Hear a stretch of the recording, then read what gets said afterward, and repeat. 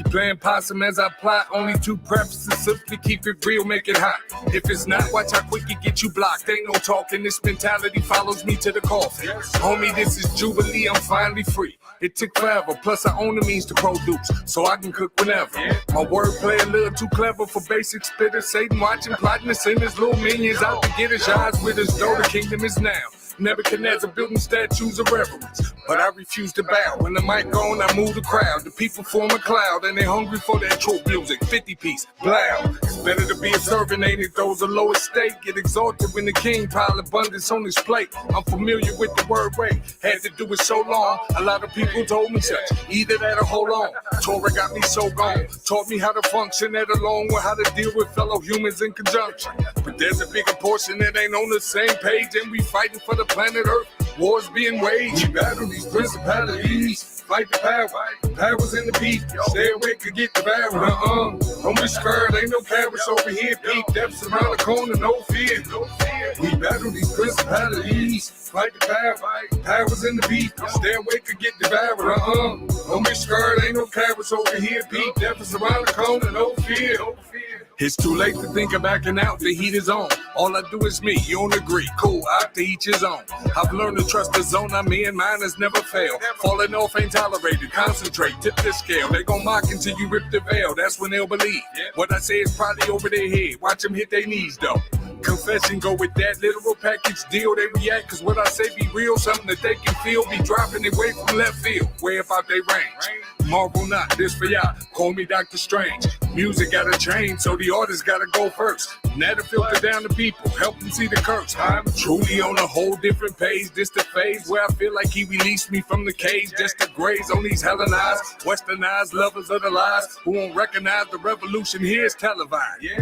And almost everybody dies, it is written. Look, many gon' be slain, thought you knew, yes you did. The public is your enemy, come on and fight the power. Blessed are the meek, the earth is ours. I'm holding on to visions I was shown when I was younger, but I couldn't understand them, too distracted by the hunger. Back then, in the ghetto, was packed in, literal human storage. On government assistance, powdered eggs, that and porridge, with a block of cheese. Basic needs, so they thought. But what we truly needed was the truth. Wars fought using words that are dipped in salt just so they can taste it. The revolution fresh up out the basement, yes sir. We battle these principalities. Fight the power. Powers in the beat. Stay awake or get devoured. Don't be scared, ain't no cowards over here. Peak depths around the corner, no fear. We battle these principalities. Fight the power. Powers in the beat. Stay awake or get devoured. Don't be scared, ain't no cowards over here. Peak depths around the corner, no fear. We battle these principalities. Fight the power. Powers in the beat. Stay awake or get devoured. Don't be scared, ain't no cowards over here. Peak depths around the corner, no fear. We battle these principalities. Fight the power. Powers in the beat. Stay awake or get devoured. Don't be scared, ain't no cowards over here. Peak depths around the corner, no fear.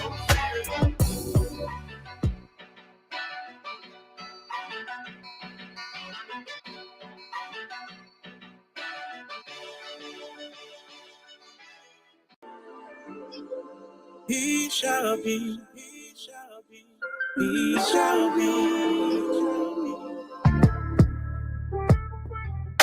He's the Elohim of the living. Whatever's alive is a manifestation of his being. It is comprised of a force that we cannot explain. And though we try, we have limited understanding of what we call the Most High. The proof is that we still die. Everything does, except for him that is, that was, and that shall be. Now you can tell me what you think about this force, then I'm gonna give you my thoughts pertaining to the source, and I guarantee we both wrong. That don't mean we stop trying to search out the creator. If we do, it says a lot.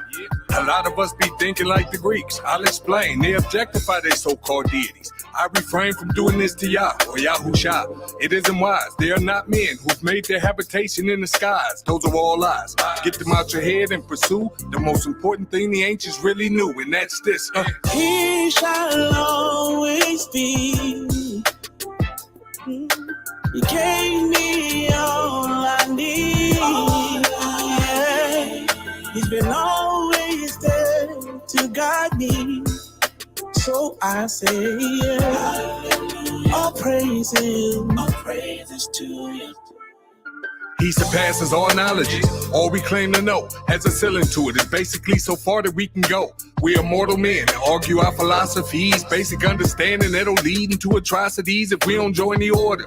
Spirit, blood, and water bear witness. 3 different forms of life, 1 accord, 1 commitment. But we disrupt the order here. Look throughout creation. The glitch is us. Our participation has it grown in. The manifestation truly must occur. And it is. Cause today Romans 8 has come to life. Right in your ear. The masses ain't gonna see it though. They never have. Cause the frequency they're hearing is off. Children of wrath. But to see the show a demonstration. And every eye will witness what it is and cling to us. Let them by. It's the glory of the Abba they see. Justice is the habitation of his throne, Pete. That's what he'll be. Woo. He shall always be. He's my all. He gave me all I need. He's been always there to guide me. So I sing all praises to you. I've heard he's the invisible God. Well, what does that mean? I used to picture ghosts to critical thinking intervene. And maybe there's another view to possibly use. Maybe I ain't thinking deep enough. He left us some clues. There's a world that's living all around us, even within. Microbial, it's life there too. I'm serious. Tell me when I sound bananas. Shouldn't he be the God of that as well? Ain't it part of him like we are? I mean, like what the hell we using limits for? Why we scared to openly consider? His wisdom is available. Don't be afraid to get her. What is dark matter and gravity? All this scientific was created by the same force that labeled it terrific. Yeah. Now here come flesh and blood man, provoking what created it, ignoring his command. They're basically their own God, but judgment coming through for not seeking all the ancients really knew, and that was this. He shall always be. He shall always be. He gave me all I need.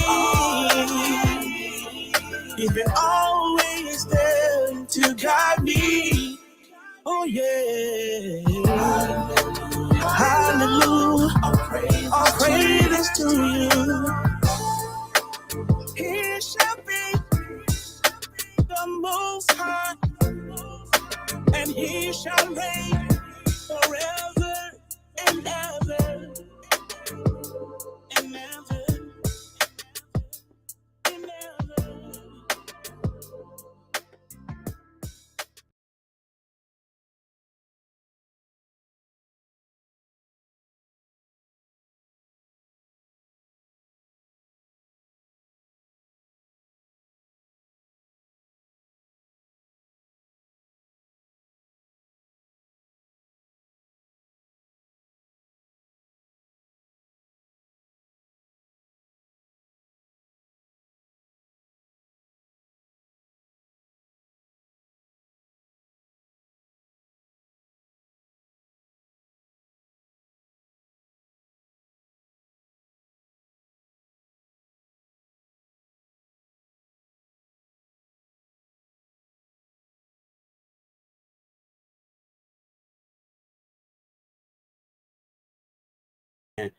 Hey, shalom, everybody. Shalom. How y'all doing out there, man? This is Lorvins. I'm back again. This is the Off Limits podcast where nothing is off limits, of course. So Shabbat Shalom. We have a special broadcast, or well, we're going to talk about a very special subject. And of course, I got my Ahch with me. I got my sis with me. Man, how y'all feeling out there? Hey man, I feel excellent, man. Praise the Most High for another day, man. Shabbat Shalom, family. Man, great to be back again. Another day. Praise the Most High for breath in our very bodies. I'm anxious to get to this topic, man. Hear what our guest has to say, and just continue forward, man. And what the Most High is giving us. Man, remember to be grateful. Be grateful for the time. Be grateful for every day the Most High get to wake you up, man. Don't sleep on that, man. Very, very important message. I know you hear that all the time. Don't sleep on that, man. Be grateful for the very essence of breath and life he's given unto us, man. Hallelujah. So, I'm straight, family. What about you, Q? Well, shalom, people. Feel like we, took a vacation from this thing here. It's nice to see y'all. Shabbat shalom for those who do recognize it on this day. Man, it's beautiful to be here. It's a beautiful town to be living in, where you can finally start putting the pieces of the puzzle together, and hey, I'm just happy to be here. All praises to the Father. I'm glad y'all are here too. So let's get it. This is a heavy topic. This is one of mine. I'm gonna just sit on back topics. Let these brothers bring out this incredible information. And that's all. What? I don't think that was meant to happen. He'll be back. He'll be back. He'll be back. He'll be back. So, Man, so, so I don't know what happened. but before we go into it, right? Let us segue real quick into how was your Tabernacles, Q? Oh, Tabernacles was tabernacling. Yes, Mm-hmm. indeed. It was definitely. I mean, it wasn't my first, but I was out there. I went with my babies. It was a beautiful time. It's a lot of things. I recognize there's a lot of activity be going on during the holy days too. Yeah. A lot of like spirits it be on high, situations be on high really during the holy days. And that was kind of like the first time I actually took notice of that. But for the most part, I was out there 4 days with my babies. We was up in it was like a permanent tent. So it wasn't like a tent you throw in the ground. It was one they already had set up. Yeah. And my babies, I mean, they had a blast. It's a lot of information that be coming out. Shout out to GAI, for inviting me and my family and having us amongst you. Yeah, a lot of heavy information be coming out, and I just, hey, it's like you learning. You know what I'm saying? You Right. learning what tabernacles actually mean. Oh, shalom, sis. Miss Springs. Shalom, shalom. Thank you. I'm not sure where that's coming from, but thank you so much. But yeah, I had a beautiful time. And I look forward to more, more feast days. Yeah. So yeah. Yeah. My Tabernacles Kak Sameyak. And it was awesome, man. I had a great time. I got to be out there with family. I got to be out there with my oldest son, man. Beautiful, beautiful time, man. Most High revealed much to me in the time period, and I got to focus on solely on him. And so I'm grateful for that time where we can meet with the Most High, man, and just, you know, sit back from all of our worries of the world, take this time out to spend time with the Most High. And so I was able to do that. And now that it's over with, I've come into much revelation, much thoughts, man. Many I shouldn't say revelation. I should say understanding about things. So for the Most High to give me that after focusing on Him, I praise the Most High for that, and to give me much more understanding of the way of life that I'm trying to live, the culture of Torah and the system of it. So I'm grateful for that, man, and that's basically my tabernacles is what I came out with it. What about you, Big Ock? How was your tabernacles out? Besides getting attacked every which way now, Uh-huh. man, it's crazy. My whole system froze. Like it ain't never done that in the way that it did it today. But hey, it comes with the territory. But yeah, my tabernacle was great. Spent 4 days on our land, and then 4 days with GAI. Of course, they always um, great hospitality, great people, great love. Continuing to learn what it's like to tabernacle. But anyways, and that's pretty much it. But I've been having a good time, reading the scriptures more and more, and getting a better understanding of how to live this thing and what it really looks like in the natural, and not so much everything all like high-minded and spiritual in the sense where you don't really understand it. You got to understand it when you walk this thing out. Is really one of the best experiences, like when you experience life, and Right. then you begin to see the scripture jump off the pages, and that's always a wonderful thing. But enough about me and us, man. Hey, look, we got a special topic with my Ahch, man. And it's crazy because I've developed a relationship with Ahch Ish for a while now. I mean, we've done music together. We've talked on the phone in the background.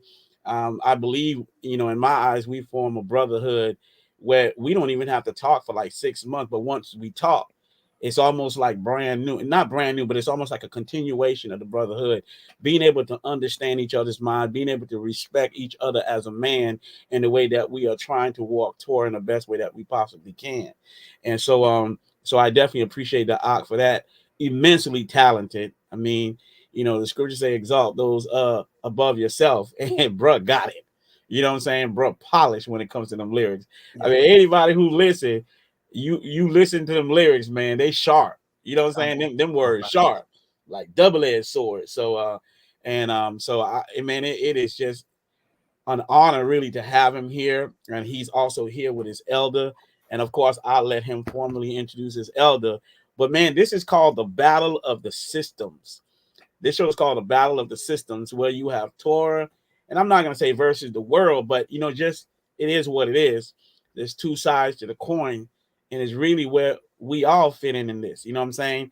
Whether you with the world or whether you with Torah. And I think Ahch Ish is one I respect when it comes down to talking about something like this.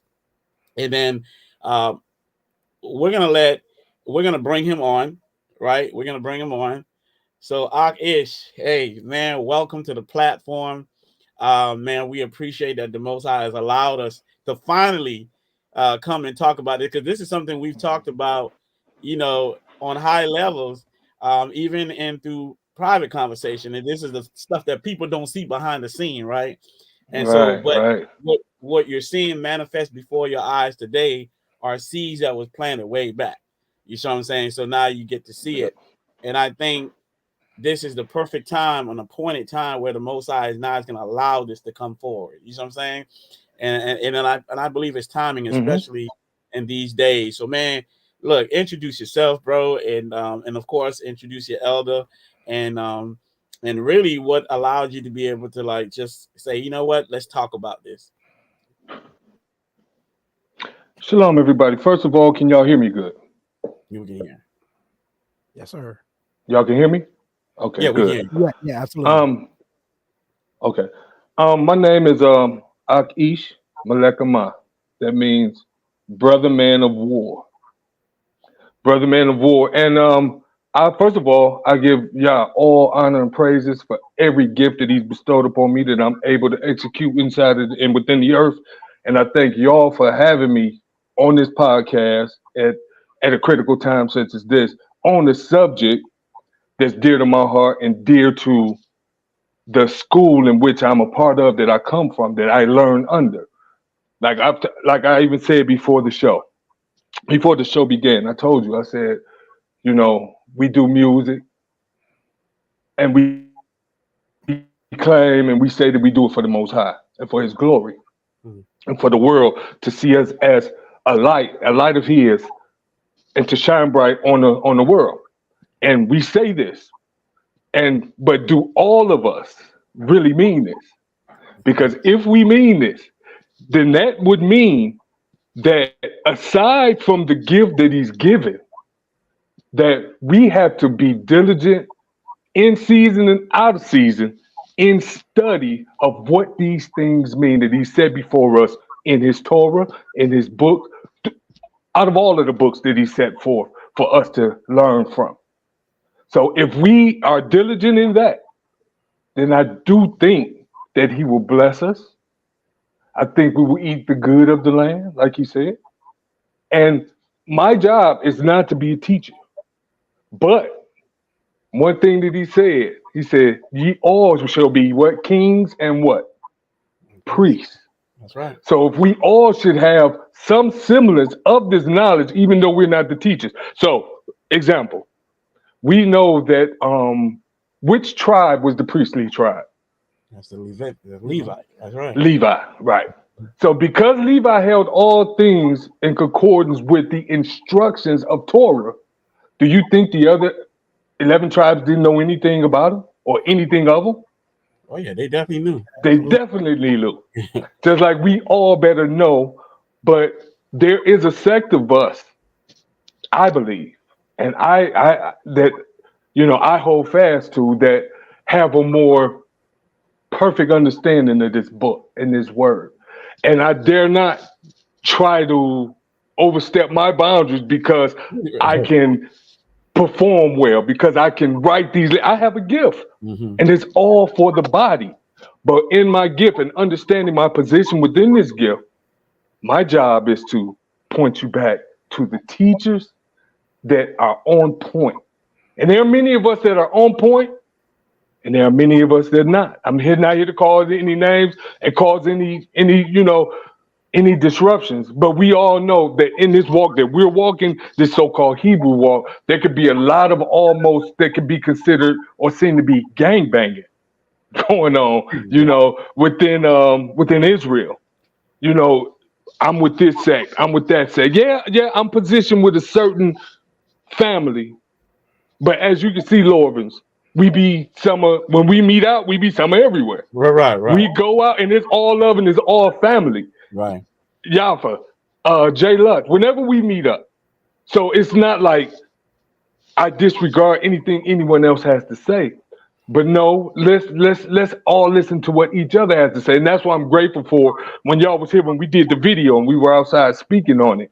And we were just speaking on, our position on things. And I bought out this system and what Abraham Seed's job is really to be doing here. I was so glad that y'all were receptive of it, of what I was saying. And I think that it has a lot to do with where we're heading next. And before you answer your follow-up question, I would like to at this time introduce and bring up my teacher who I learned from. Right. Elder Judah, if you don't mind, even if he doesn't want to say anything right now, or if he can, just introduce yourself real quick, Brother Judah, in the school. Greetings. Can you hear me pretty good? Yeah, we can hear you. Absolutely. I like to give thanks to the Almighty for allowing us to come together, and I also give thanks to Ahch Ish and the brothers and sisters who have invited me to come to your platform. Thank you. I appreciate it.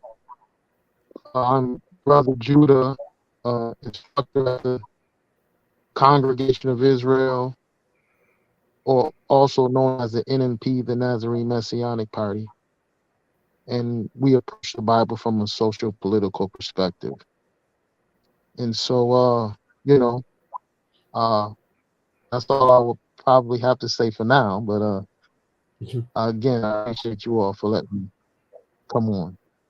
I'll yield. Man, I want to say welcome, and man, we appreciate it. And really, it shows the character of I believe, and I'm not going to talk about myself, but you have to know when to decrease and when to allow others to increase. You see what I'm saying? We could have gone and talked about this topic and just be fools. You know what I'm saying? But then when you understand, there may be some that's greater. You see what I'm saying? And I'm like, you know what? I'm going to decrease on this one because I know there's a brother that's real strong in this. And that's Ahch Ish, at least my experience with him. But guess what?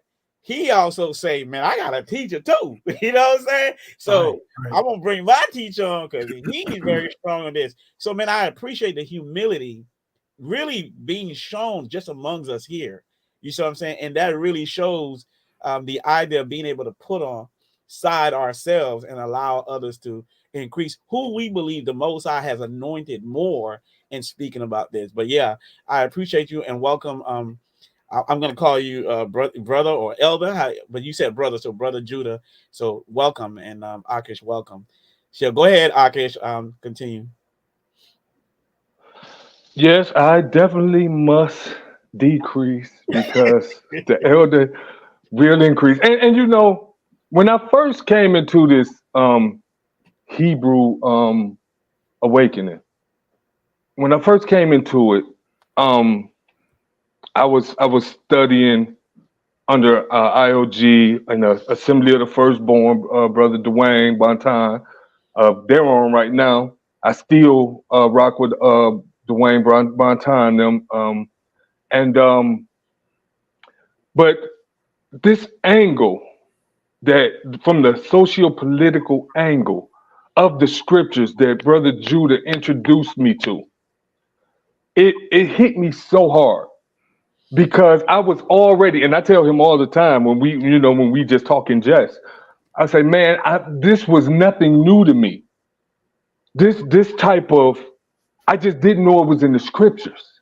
So, for instance, like I told him, I said, back in the day when I was rapping secular, you had groups like PE, Poor Righteous Teachers, X-Clan, all of those type of, MCs that were considered to be the conscious, Black Power, those type of rappers that were fighting the oppressed class, whether all of their doctrines or whatever were right or wrong. I still was gravitated more towards that. But then out came what? The opposition to that was what? NWA, all those, and the gangster type of MCs that came out. And can y'all still hear me? Oh, we can hear you fine. Yes, sir. Okay. And remember, all those of us that are old enough, you remember the opposition or the opposing forces to the Fight the Powers and the PEs, Poor Righteous Teachers, Wise Intellect, and all of them was the NWAs. And I chose wrong at that time. I was so enamored by what NWA was able to say back in late 80s, early 90s. I was so enamored by what they were able to say and get away with, and how the world just seemed to gravitate to that, what we know now to be is evil conversation spoken of. We know what that was now, but I chose wrong. So when Brother Judah introduced me to this in the scriptures, I drew to it like a magnet because I was already aware. I understood brothers on the corner slinging bean pies. You know what I'm saying? I'm from Detroit, east side of Detroit. So I saw that coming up. I saw that 7 Mile. I know y'all done heard of the 7 miles and the 8 miles. Well, 7 Mile and 6 Mile in the D, all up and down, east to west, you had the Nation of Islam, the Fruit of Islam on every corner.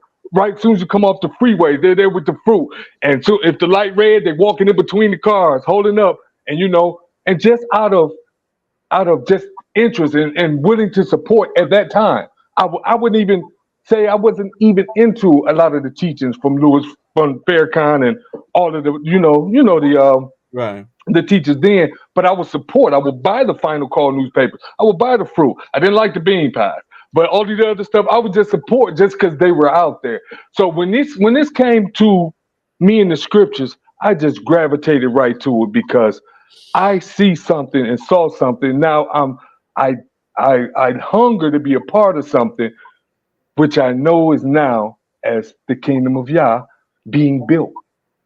And what do I mean being built? Well, in Daniel, it says, I saw a stone being carved without hand and cast into the earth. And this stone became a great mountain. Mm-hmm. So you have a stone. It starts off as a little stone. And at the end, it ends up ultimately becoming what? A great mountain. So this great mountain ends up being the zenith of what this stone started out to be. Mm-hmm. Started out. So from the stone to the mountain, to the zenith, you have progression. And as this stone progresses, what are all the things that are involved in this progression? You have learning, you have actions, you have some failures, you have some winnings, some achievements. You have all of these things that are a part of the progression, but it's prophesied that at the zenith of it, it will become this from that. Right. Now, where did this start at? Where did this stone start at? Well, we say, okay, it's with Yeshua HaMashiach, and that's true. But it started with a promise. And where was that promise given? To Abraham. Abraham, yeah. So you even have this individual who we say is the fulfillment of that stone becoming the great mountain, but even he looks back to faithful Abraham. Right.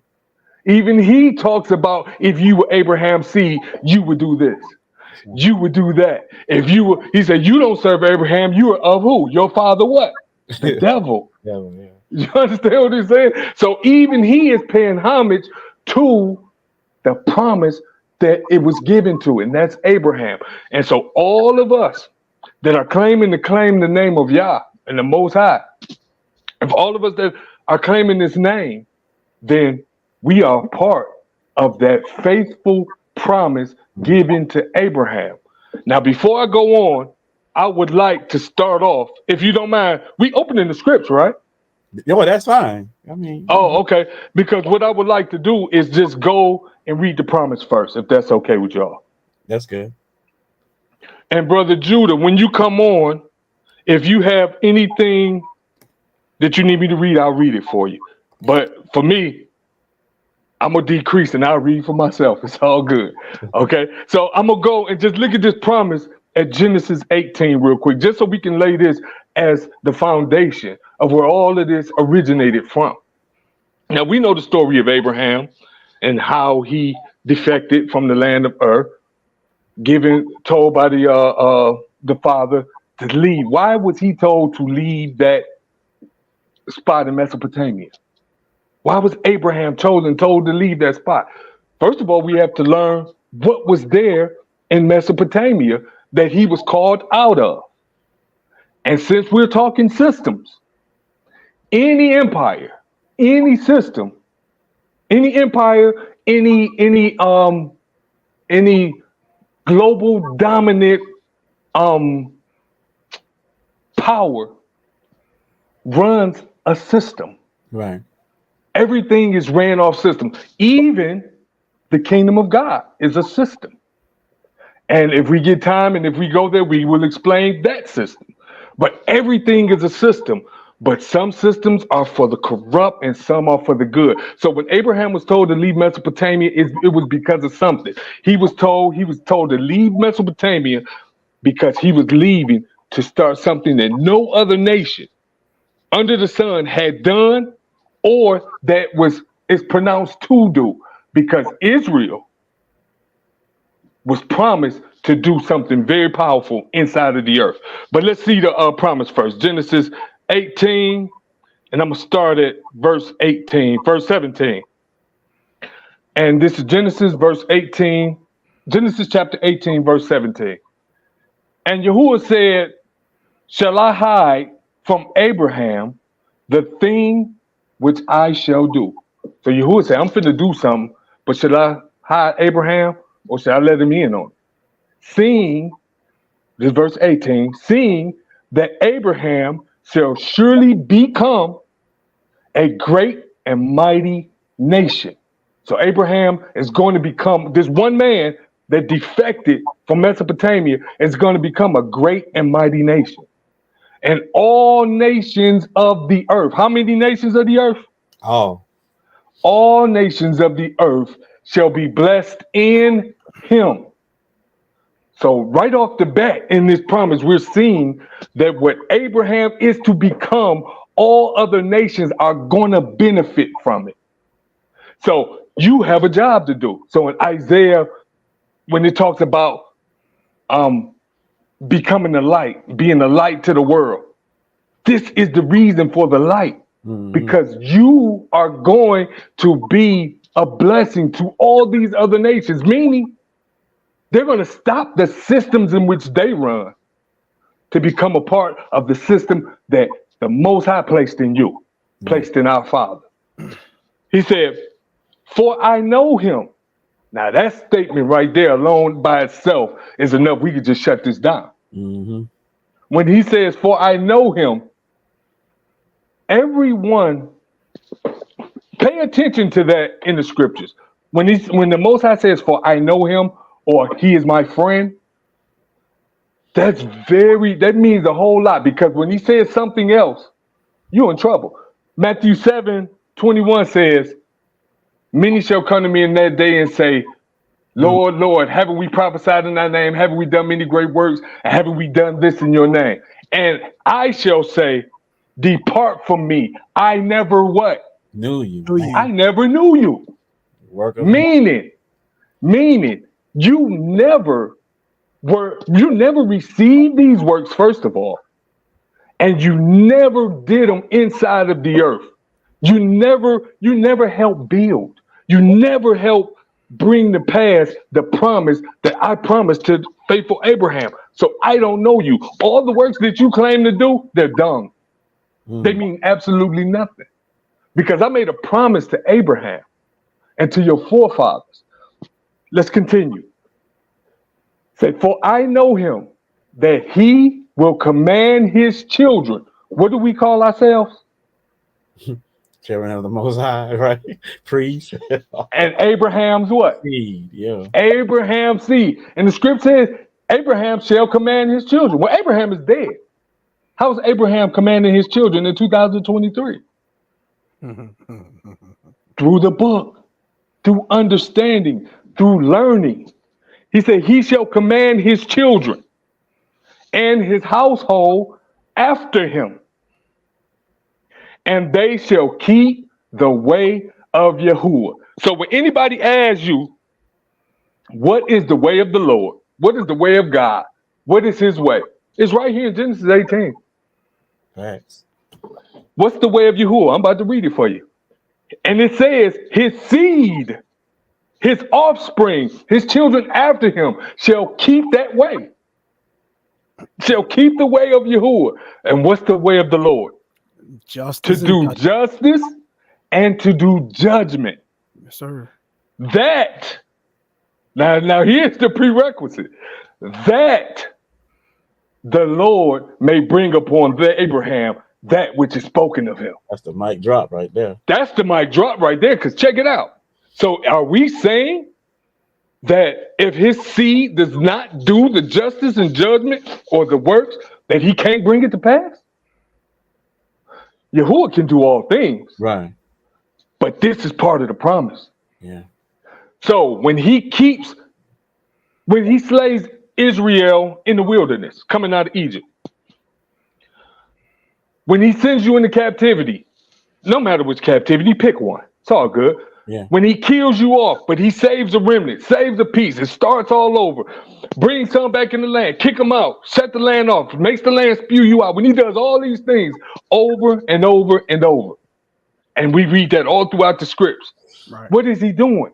He's preserving a sect of the children of the promise to get it right. That's right.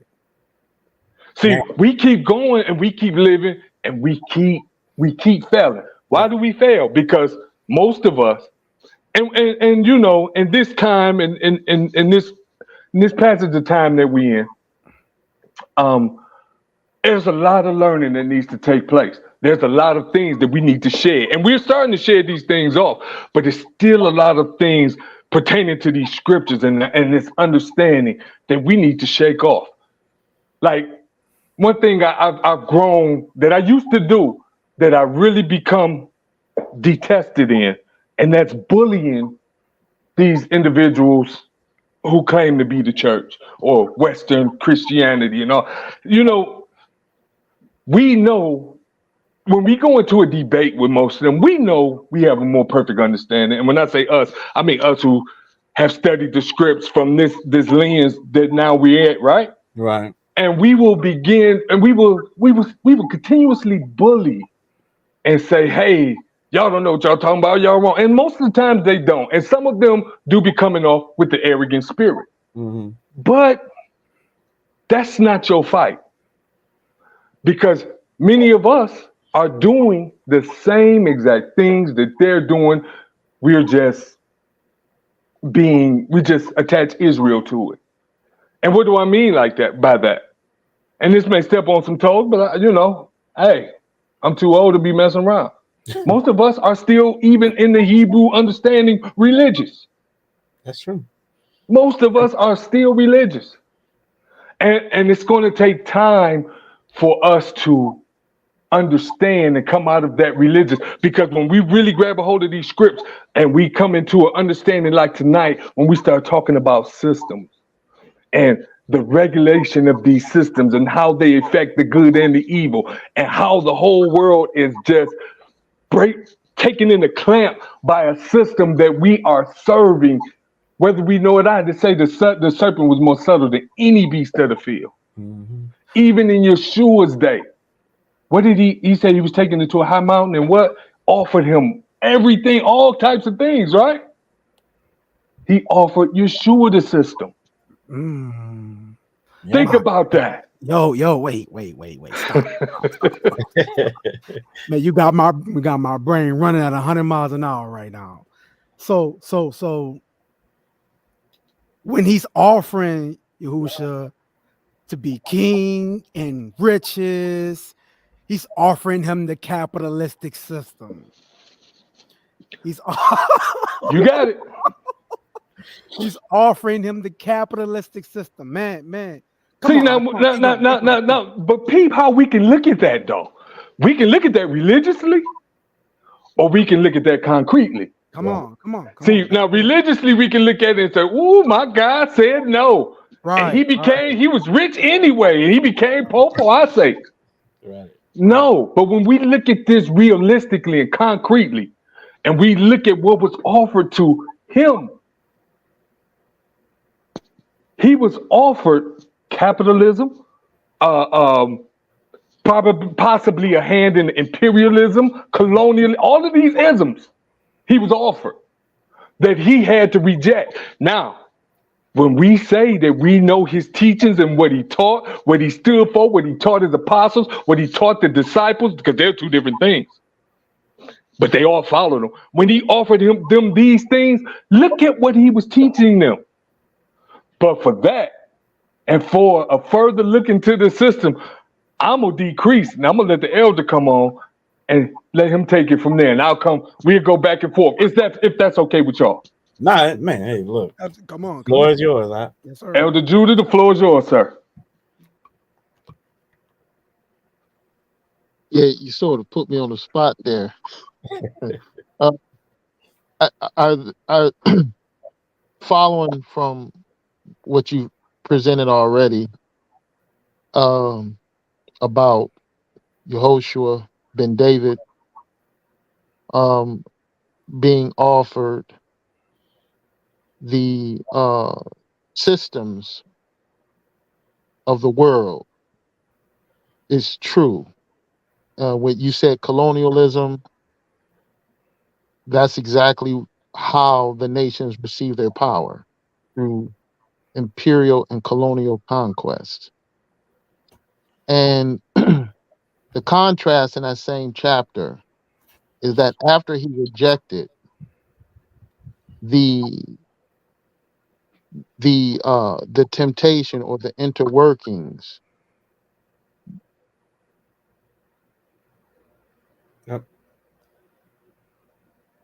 of regimes, when he went into the synagogue, further down in the chapter, starting around verse 18, there he made his decree in which he would stand for. He argued that he shall serve none other but the mighty one of Abraham, Isaac, and Jacob. And then when he went into the synagogue, he proclaimed his platform, that is, opening up the eyes of the ignorant, letting free the captives, and delivering those who are oppressed, to bring forth the acceptable year of the Creator. So I just wanted to follow up with what you had already brought to the table. But I think what would be helpful is if anyone have any questions or comments in particular that we can go into, because I think it all ties together anyways. But if anyone have any, from what you all have heard thus far, are there anything that you might want to say or ask for clarity on? Well, me personally, I understand everything he's saying so far. And I guess the question I would have is that we know the world system is what it is right now. And if you can clarify the difference between the system in terms of like from a practical sense, when I say from a practical sense, like from an introductory level, what does the kingdom of Yah or his system looks like in relation or versus the world system? Yeah, the uh, if you look at actually what Ahch Ish was explaining, the progression of the kingdom, Right. you see the primitive 12 tribal confederacy in the under the first covenant, and it's to progress under Yehoshua ben David. So at that time, in its infancy, the kingdom of Yah would be identified nowadays as a socialist kingdom. Mm. And the world kingdom, in contrast, at that time would have been primitive capitalism. Primitive capitalism is a society which is basically feudal. Um, Primitive capitalism, feudalism, as the world progressed, it turned into what the Messiah called a mammonist system. This is simply mercantilism. Right. And this is where we get this idea of capital from, capitalism. Just pretty much the same system. It progresses, change names a little bit because of the development in human industries. But yeah, that would have been a primitive capitalist system under the world of Abraham and even the world of the 12 tribal confederacy. And the experiment, the social experiment in which Moses was sent to start with the escaped slaves, was a socialist experiment.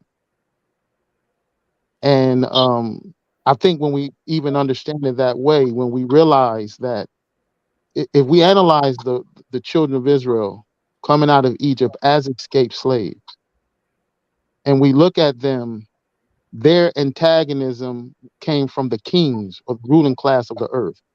So you go into the book of Numbers, you see Moab and Ammon and Balaam, the advisors of the ruling class. They see the progress and the success of escaped slaves, and it concerned them.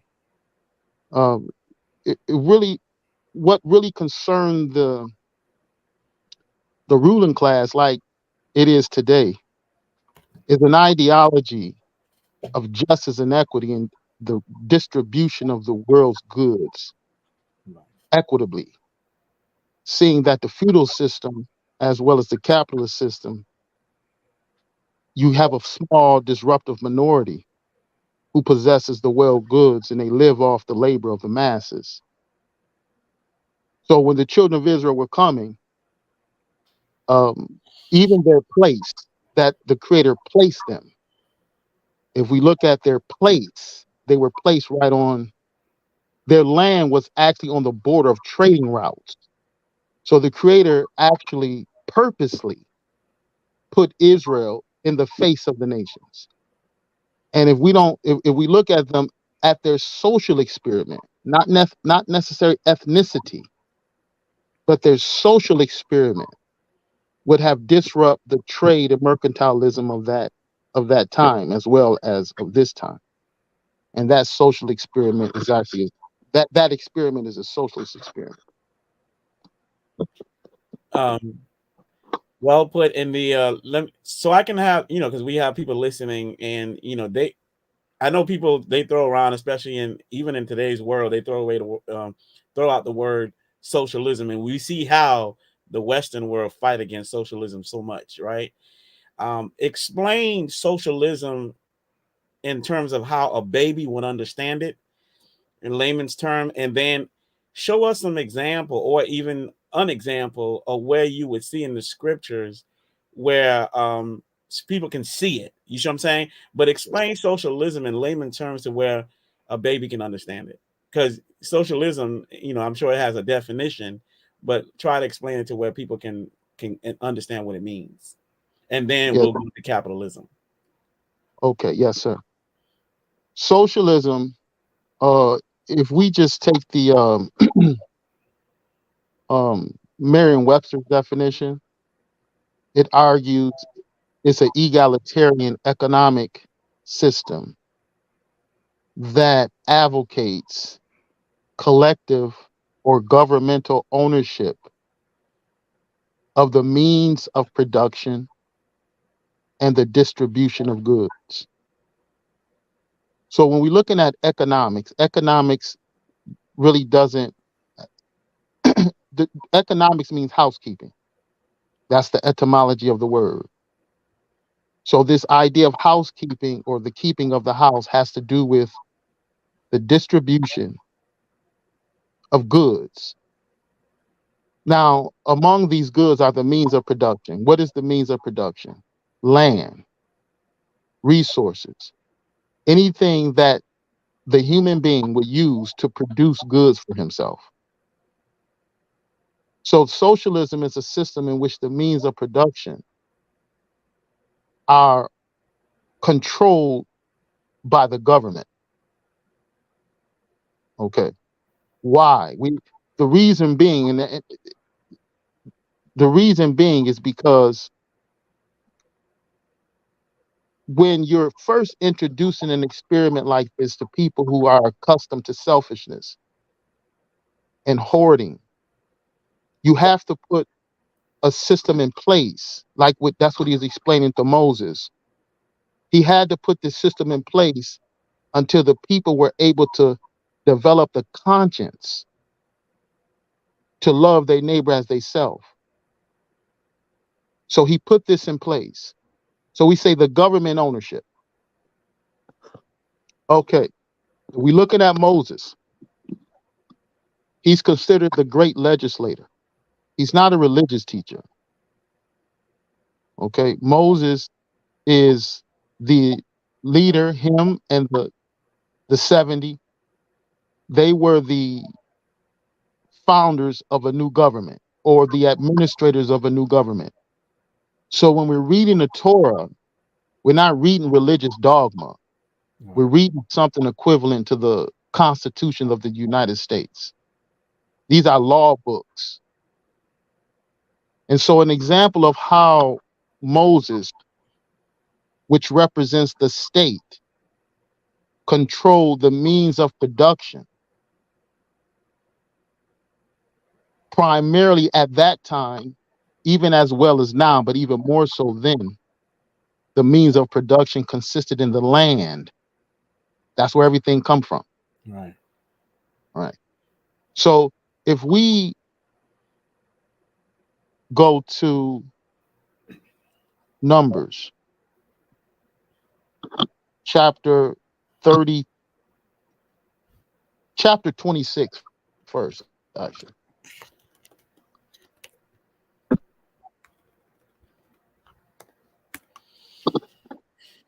And while we look that up, it makes a lot of sense because you hear the religious would say, if my people who are called by my name, shall humble themselves and seek my face and pray and all of this and that, then I will heal their land. You know what I'm saying? It does sound plausible, and it sounds correct that this is about the land and being able to provide the means, right? The production. So that makes a lot of sense to sustain us, basically. So I see where you're going with it, and it makes a lot of sense. Hey, and also let's keep in mind also as well. Remember that this is progressive. Right. This progresses into something else. But let's go here in Numbers where Elder Judah placed us at. Where you at, sir? Numbers 26 and what? 52. And I just want to put it in perspective. This is, thus saith it Yehovah to the state legislators. And it's the state legislators who are to disseminate the information and laws of conduct to the citizen. Now, starting at verse 52, we just read from verses 52 to 54. Did you want me to read it? You know what? I'll probably do it just for Okay, got you. I'll do it in this instance so I know where to stop or whatever. It says, and Yahweh spake unto Moses, saying, unto these the land shall be divided for an inheritance according to the number of names. To many thou shalt give the more inheritance, and to the few thou shalt give the less inheritance. To every one shall his inheritance be given according to those that are numbered of him. Now, what you see before us is the state legislators having sole authority over the distribution of the means of production. And this is what socialism describes: the state, they or the government ownership. And what they mean by ownership, they are the administrators. So it doesn't matter what the citizen wanted, meaning I want this much acreage. The government determined it. And if you had a large family, it would be distributed equitably. Then give them the more. If your tribe is smaller or your family is smaller, then give them the least. Here's a demonstration where the people did not have private ownership of the land. They can do to the land anything they wanted. Even the dividing of it was according to the state. So no man had the authority to take 100 acres and then you have another man or his family without land. The state forbade it. Now it's more in there, but I'll just say another one to open it up, just in case I have to give more clarity. Once you received your inheritance, and let me say this, there was no one left out either. Right. So the land was divided to the children of Israel. So you didn't have some people with land and others that didn't have because of state intervention. Now, the means to produce. Your olive trees, for example, produce olives. Mm-hmm. I'm just using that as an example of one of the means of production. Or should I say produce olives and olive oil? Right. I'm mentioning olive oil because that was actually one of the commodities in which the children of Israel brought to the world market. It's described in the prophets and Ezekiel. So it was a big industry. Okay. But if we notice what he says here, still in the book of the law, Deuteronomy chapter 24. The state divides up the land equitably. That's the important part. Right. Equitably. Not to who have more money, not to who have more influence. It was divided by people's needs. And then if we go to Deuteronomy 24th chapter in the legislation, verse 20. Now remember, this is coming down from the state. It says, when thou beatest thine olive tree,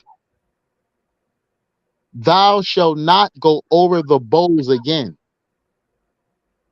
It shall be for the stranger, for the fatherless, and for the widow. The stranger, fatherless, and widow became to be a synonym for the vulnerable inside of your society. But we see, yes, the private ownership idea that we learned under the imperialist pagan aspect of the world. I beat my tree as many times as I want to beat it. Right. Not according to the state. The state apparatus say you can only beat it once. You have to let others have access because you can't privately own the land. The private ownership of land is a pagan concept. The stewardship of the land, where the elders who overseen the land, they were just stewards, but they could not forbid a man to come in and eat. And neither could they glean everything. They could not pick everything out of the fields. Man. Why? Okay. Because it wasn't theirs to do it.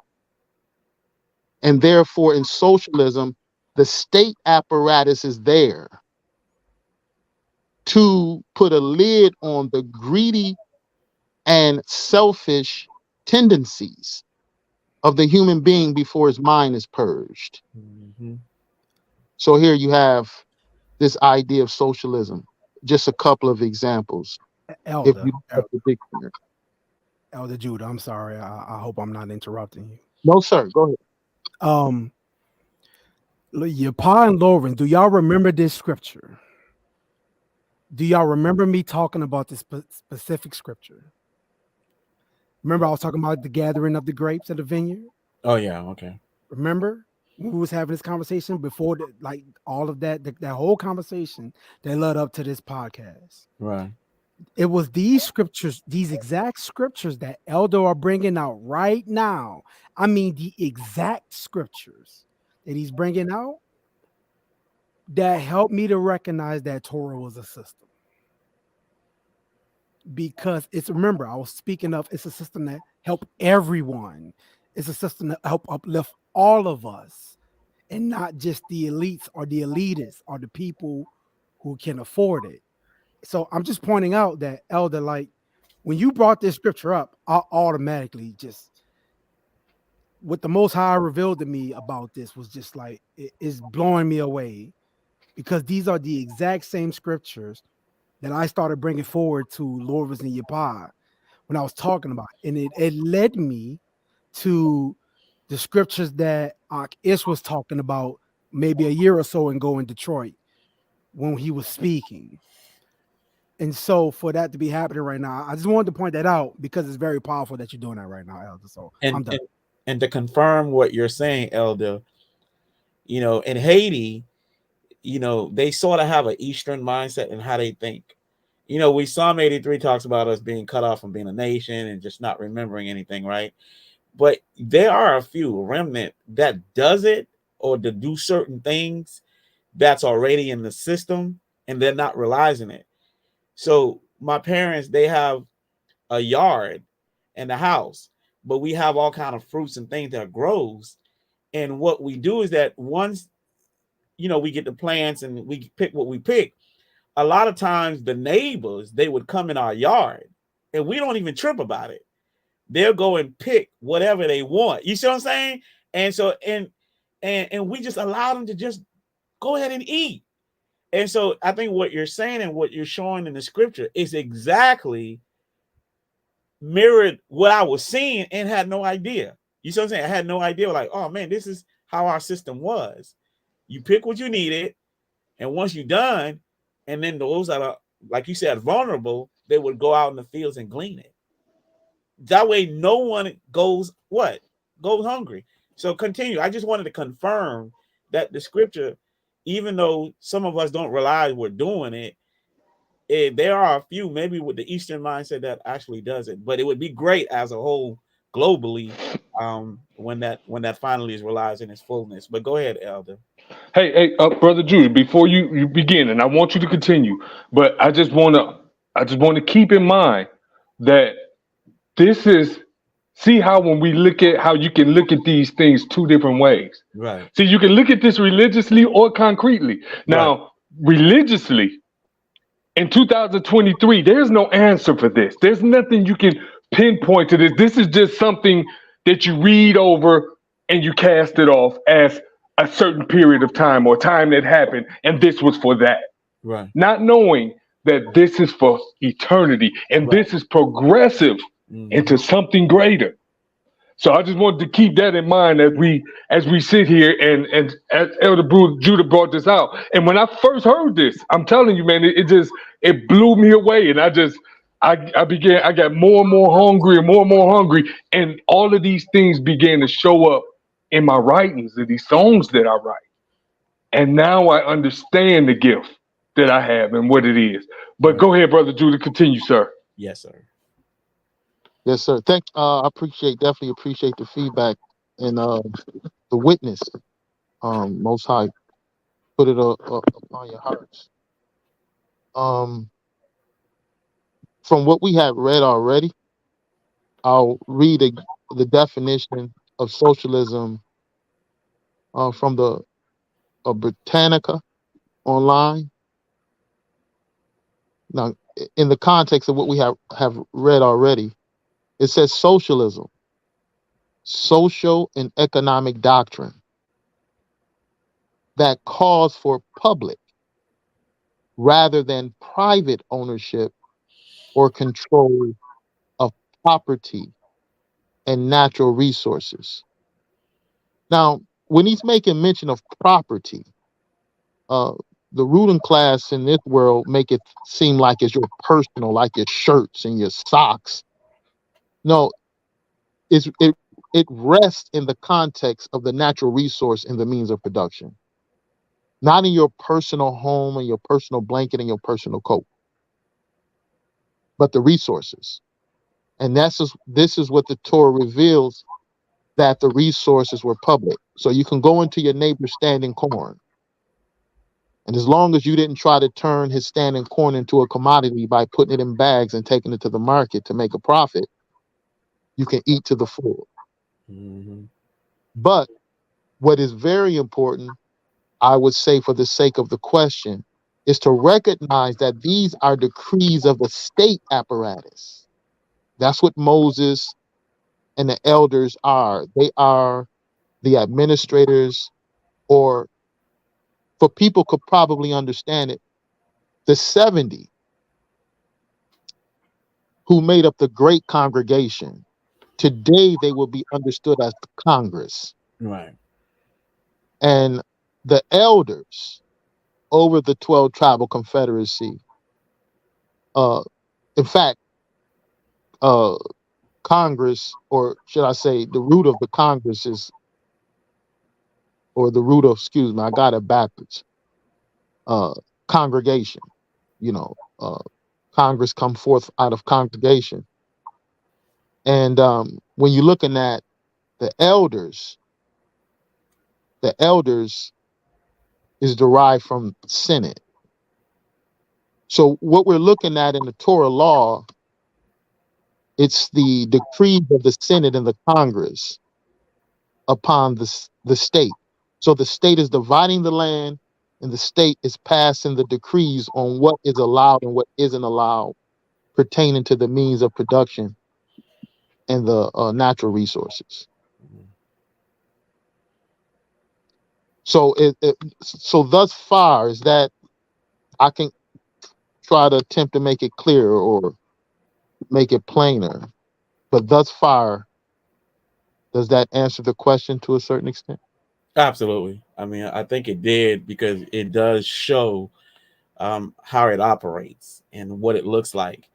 And so the flip side of that, so now we understand and see the masses in the media, why they go against socialism so much. So it makes a lot of sense as to why they always point out, like, that system alone, they don't want to ever have it around. You got the Bernie Sanders and they always talk about socialism in a sense. And one of the things that they say about socialism is that somehow they feel like it would lead to communism. So can you go ahead and explain or speak to that? Why does the world say that socialism, if you practice it, then it sort of leads to communism, sort of like the country of Russia, things of that nature. And you got Cuba. So speak to that, if you can, if you will. Yeah, that's actually another. Well, let me put it. Let me bring some. Should I say some? entity to it. It does. It does lead to communism. What the ruling class have done is that they have used their power to define and Elder explain to Judah, us what communism. you're breaking up just a bit. Yes. Okay. Be my connection. I'm getting every now and again my connection go wrong. Am I still breaking? It's slightly, but it's starting to sound clear. So the ruling class, Perfect. they have used this to define, and they have given us a definition of communism.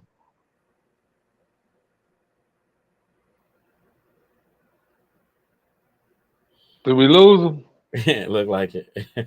You just got to come back in. Man, this is as we wait on Elder Judah, man.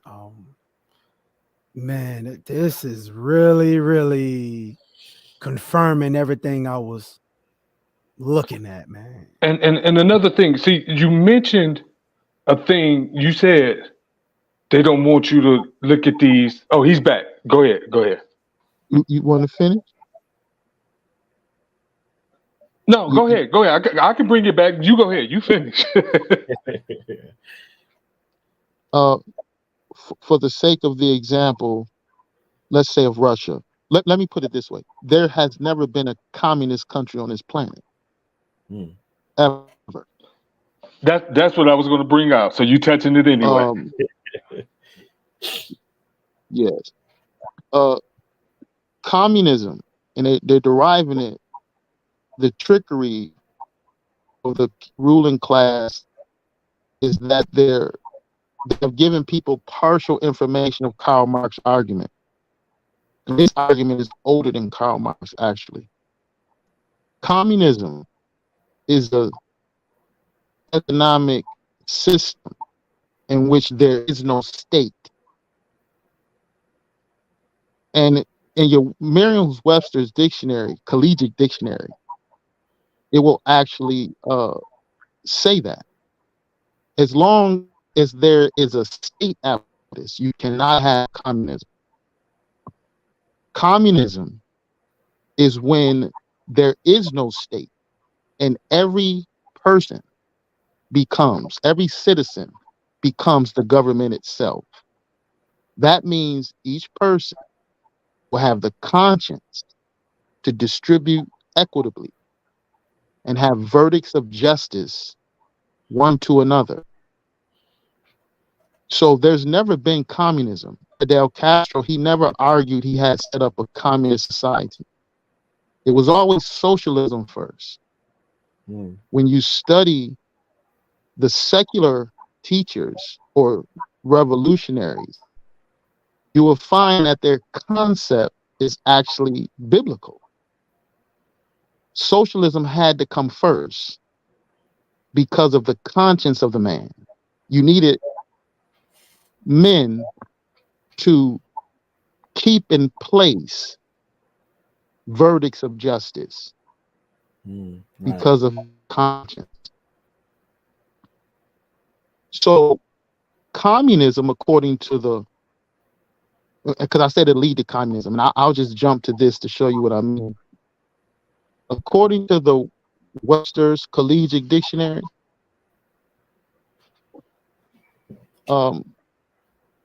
in fact, I think it'll do well.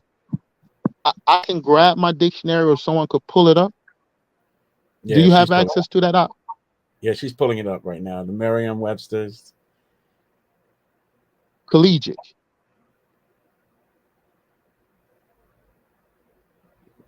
Yapah Research Merriam-Webster Collegiate Dictionary.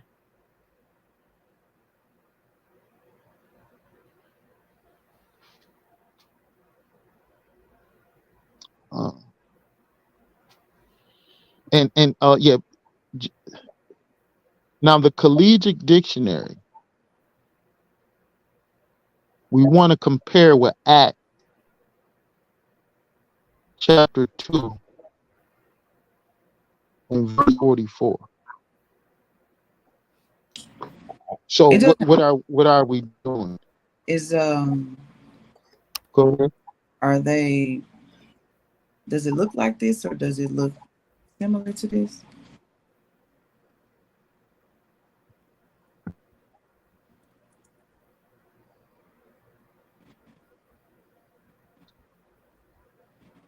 Can y'all Hold hear on me? 1 second. Yeah, we can hear it. Yeah, we can hear you. Yeah. Am I still breaking up? You're fine now. Yeah, you good now. Okay.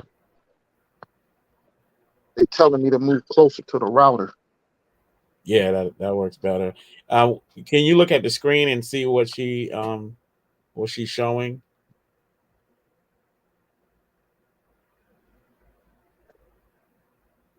I only see her face. Hold on 1 second. Hold on. I gotta do something real quick up here. Just a couple of minutes, and I'll be back out. Okay, cool. I guess I have a question for you. Yes, sir. So in the context of what's being explained right now, in the uplifting of everyone, can we call this the spirit of the law? Ask that question to me again. Let me make sure I hear it right. Go ahead. Okay, so in the context of everything that's being explained right now, speaking of socialism into communism. Absolutely. So absolutely, it can be. Go ahead. No, go ahead. You got it. Yeah, definitely. And because there are things that are written that are okay. Let's take for an example. Let's take Yeshua and the rich young ruler, right? Right. Matter of fact, let me see. Where is that at? I'm glad you're bringing that up. Right, just so I don't butcher it. Yeah. Let's go to Mark. I think Mark 10. Just so I don't butcher it. Mm-hmm. And so we can show you the spirit of the law, mm-hmm. and in comparison to the letter, right? Okay. 10 verse 17. Yeah. And when he was gone forth into the way, talking about Yeshua, can y'all hear me good? Oh, we hear perfect. Sure. Okay. When he was going forth into the way, there came one running and kneeled to him and asked him, "Good master, what shall I do that I may inherit eternal life?" And Yeshua said unto him, "Why callest thou me good? There is none good but one, and that is Yahuwah. Thou knowest the commandments." So Yeshua pointed him. My man asked, "How can I get eternal life?" Yeshua pointed him directly to the commandments. He said, "Do you know the commandments? Do not." Now, this pinpoints it absolute, so we don't get no mistake as to what he was talking about, which commands he was talking about. Right. He said, "Do not commit adultery, do not kill, do not steal, do not bear false witness, defraud one another, honor thy mother and father." So all of us that are seasoned, we know that comes directly out of Exodus 20. Right? That's right. So then the young man answered him and said, "All these have I observed from my youth." And if you're living in that time in Jerusalem, of course you observed that from your youth. But was that part of your very essence and fiber? Was this? See, when I say many of us do this today, I don't mean to step on toes, but I'm not saying ouch because I'm not sorry. Many of us hold fast to the letter. Yeah, that's right. Agreed. And I hold the letter. But peep this, what he said. Then Jesus, beholding him and loving him, said unto him, "One thing you lack, though." Here come that spirit, J. Lutch. He said, "One thing you lack." He said, "Go thy way, sell whatever thou hast, give it to the poor, and thou shalt have treasure in heaven. And come take up the cross and follow me." And he was sad at that saying and went away grieved, because he had many great possessions. So at that point, that man walked straight out of history. We don't even know his name. All we know is his title and position. Right. He walked himself right out of history, all because you can keep the letter, but what does it say? The letter killeth. Right. Right. The letter killeth, and he was showing an example of the spirit of the law. See, do to your brother as you want it done to you. I love it. When you're hungry, you can keep the law all day. Like you can tell somebody will say, "Man, I'm hungry, I'm starving."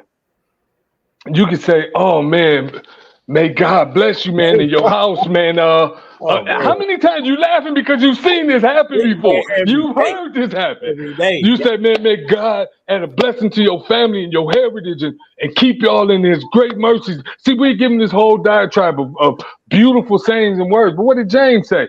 Unless you send that man away with something concrete, you've done him an injustice. Right. And that was the same thing Yeshua did to this rich young ruler. He know this man had many goods, so this man wants the best of both worlds. He didn't want to give up the great possessions that he had, because in this state that we're talking about, in this socialist state, you have to give away these means of production. Right. Yeshua is telling him, give that away, give it to the poor. You come. What does he say? You come follow me and take up your cross. Now, is he literally going to take up a cross? At some point he may, because he may have to drink that cup. But that's not the actual cross, I don't believe, that he's actually talking about in this instance here. I think he may be more talking about follow me and bear your cross. Bear the cost of joining me in this movement. Right, yeah. Join me in this. And it's going to lead to us drinking the cup. Right. Because now you're going against state. You're going against opposition. You're going against those who love capitalism, i.e. mammonism, all these isms. They love it. Because, yes, sir. Could it be that this man had money too, and you should say, man, come invest in this movement? It could have been that. Yeah. It could have been that, because in the book of Acts, we had, y'all remember Joanna? Joanna's in the book of Acts. She was Herod's steward. She helped fund Yeshua's movement. Oh, okay. I know what you're talking about now. Okay, yeah. So those with money, yes, you can help, because how would his money have helped Yeshua? Well, he told him right here in the passage. He said, give it to the poor. So all of the people that Yeshua, remember the 4,000, the 5,000 that he was feeding miraculously and whatever? Remember that? Yeah. Okay, you can help. You can do that too. You can do greater works than these. You can do greater work, and you ain't even got to do it miraculously. Right. You talking my language. See, I'm having to come through, and I'm not meaning me. I'm talking about Yeshua in this time frame. He's saying I'm having to come through, and I happen to do these things and do these miracles because I'm here for a short time. Right. But oh man, that's going. When I'm going, man. Here we go. That when I'm going, I'm teaching y'all something that when I'm going, you're going to have to advance. You're going to have to help advance. You're going to have to progress, help keep the progression moving. And that's what we see. See, the book of Acts, like many of us, we're waiting. Well, I'm not going to even go there yet in this program, but the book of Acts is short for what? Action. Action, yeah. The apostles took everything they learned in these gospels and went to work. They got active. Yeah. They got busy. They were going all over the place, including Paul, the disciples or the apostles in Jerusalem. They were all getting busy. And how in this generation, we got a whole book of the prophets. We got a whole book of the children of Israel coming out of the land, the prophets, Yeshua, the disciples after he's gone. All these people are about that action and about that move. But in our dispensation of time, we get to sit back and put our hands behind our head and kick our feet up. Right. Man. And just wait on the kingdom of heaven to fall on us. Well, he told you if the kingdom fall on you, it will grind you into powder. The kingdom come not by observation. Observation. It comes not by observation. It's neither here nor there, but the kingdom of heaven is where? Right. Within you. You. Yeah. Yes, sir. Yes, sir. Can you put Judah in? I think he's at the bottom. Yeah. With these hands. With these hands. Oh, I love this, man. I love this. Elder Judah, you there? Yes. Okay, cool. Is it clear? Yes, sir. You on point right now. Okay. Hey, did you grab your dictionary? Yeah, yes, I did get the dictionary. Okay, where the floor is I back wasn't is able yours. to see what. Okay, so excuse me with that, sister. I wasn't able to see. I had some complications which you have posted. It's okay. But to answer the question, someone was going to say something. No, you're good. Oh, okay. At any time, yeah, just let me know. In the collegiate dictionary, under communism, it says theory advocating elimination of private property, a system in which goods are owned in common and are available to all as needed. For the sake of what I had read already earlier about there is no government, let me just read this extension of communism, not only back to the point. You're breaking up again. Oh, that's terrible. Well, let me just stick with Acts then. Won't get too far. Acts chapter 2. Okay. Is it breaking up that bad? No, you're good now. All right. Acts 2, verse 44. Just one moment.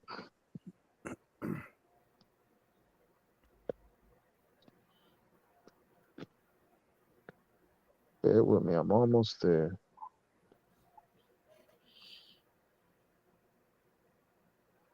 So we make this comparison.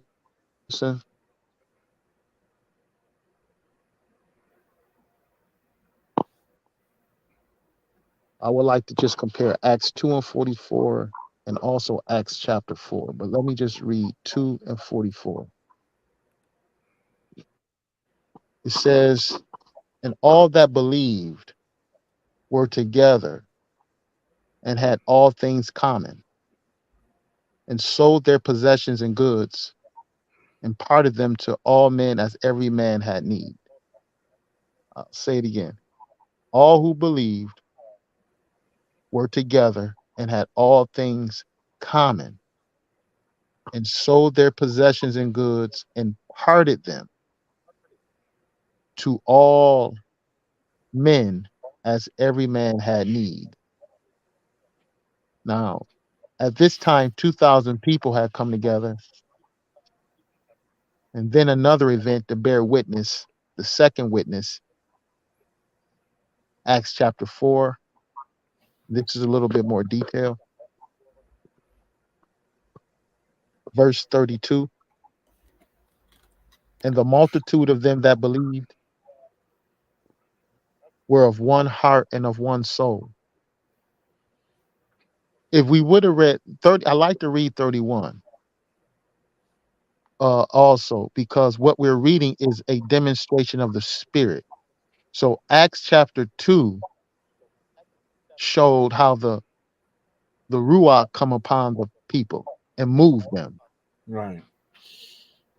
Acts chapter 4 is the Spirit coming upon the people again, and look what the Spirit moved the people to do.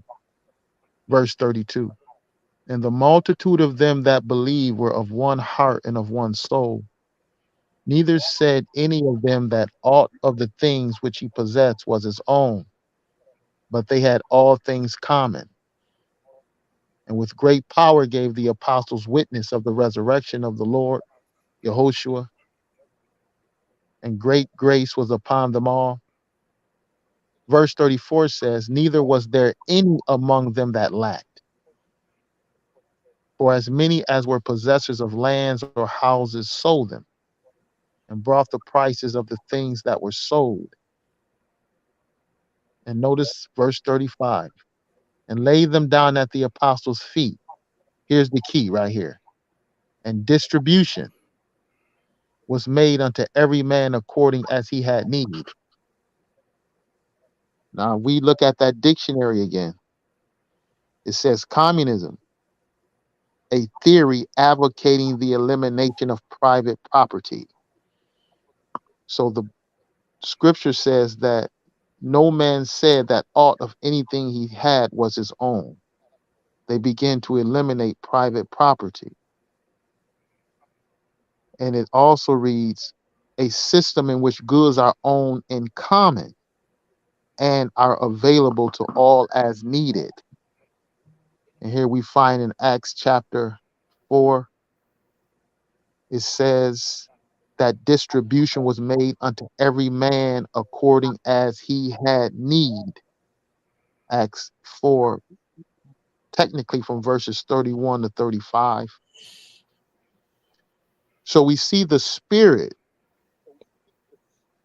moving upon the people to be concerned with their brother. As the book of Hebrews argues, the purging of their conscience. So what we find under Yehoshua ben David is the progression where he's calling men now to have a change of conscience towards each other.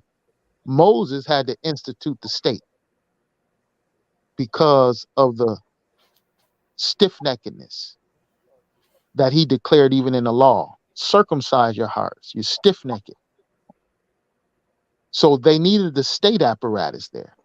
But when we're looking at Yehoshua's, as it progressed to the kingdom of Elohim under Yehoshua, now we're looking at the Ruach coming upon people where you don't need the state to tell them to do it. They actually are all becoming kings and priests, which is synonymous with autonomy of each person. Right. No man have dominion over the next man, but they're all the people in the nation of Abraham. They all now are the government, and the goods and resources are available to every man have need. So we see the birth of it there. So we see the progression from socialism, where the state told you to do it, to being baptized by the Ruach, where it's in your conscience. And now no man or no state have to tell you to do it, but it's written upon the tables of the heart on how to demonstrate righteousness and justice and verdicts of justice towards your neighbor. So this appears to be a demonstration of, once the Ruach fell on them, they began to have things in common, because the commonality was them coming to that realization, and then they began on their own accord, based on the Ruach guiding them, to sell their possessions and say, okay, and distribute it, and it was distributed amongst everyone. But remember this. Oh, go. I'm sorry. Go ahead, brother. Go ahead. So you know how people are like, okay, we don't have all things in common, and they'll talk about frivolous stuff. Whether you have the same color shirt. I'm being facetious, but in a sense that it sounds like they had everything in common by the Ruach falling on them and coming to that realization to sell whatever they had so they can distribute it, evenly with everyone, so that no one lacked. What's that commonality? What is the commonality that it's talking about? The commonality is, if I understand the question, what they find is they see themselves in the next man. They truly begin to be concerned for one another and love their neighbor as they love themselves. Yeah. So when your conscience is on that level, and you have every man, speaking of mankind, man and women, Right. who come to that realization, Right. that commonality is what produces justice, equity, and peace in the earth. Excuse me. Let me know if I'm not clear on what you mean by the commonality. No, that's exactly what I was saying, because people use that word so loosely, having things in common, but they won't explain what that commonality is. You see what I'm saying? And a lot of times those commonality causes, well, they claim to have something in common, and they would be in strife. So they're striving amongst one another, but they say they have things in common. But what you're explaining is really sort of how I understood it as well. The idea of coming to that realization and being able to be accountable to one another, in a sense that now they see themselves and others. And that's that commonality that I was basically, I really wanted you to just kind of elaborate on that. And I think you did just that. I think Sis had a question or a statement. Yeah, I mean, when you're saying all things in common, like below it said, for as many were possessors of lands and houses. So it seemed like everyone had the same thing. Because, I mean, if you think about it, when somebody robbing somebody, it's either for some money or some food or for something that they do not have. So I'm pretty sure, with this system, it decreased crime and everything else, and probably jealousy and envy and things that actually, happen within people when they don't have enough, or when it probably reduced covetousness. It probably reduced just the transgressions of the 10, as a whole. Because I think on the next chapter, it explains a husband and wife like doing something, going to sell the land, and they were very selfish and they died. Ananias and Sapphira, something like Sapphira, that.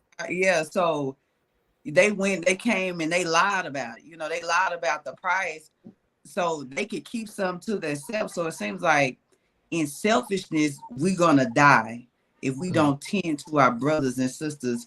Because I mean, this actually made me cry. It ain't no, hey baby, this made me cry because I see it.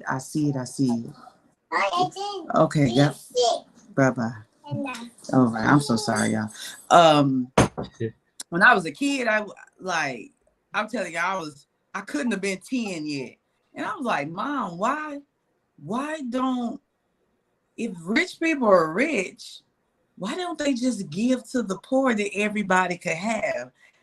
And I remember that question. You probably remember this question. I was very young and I didn't get it.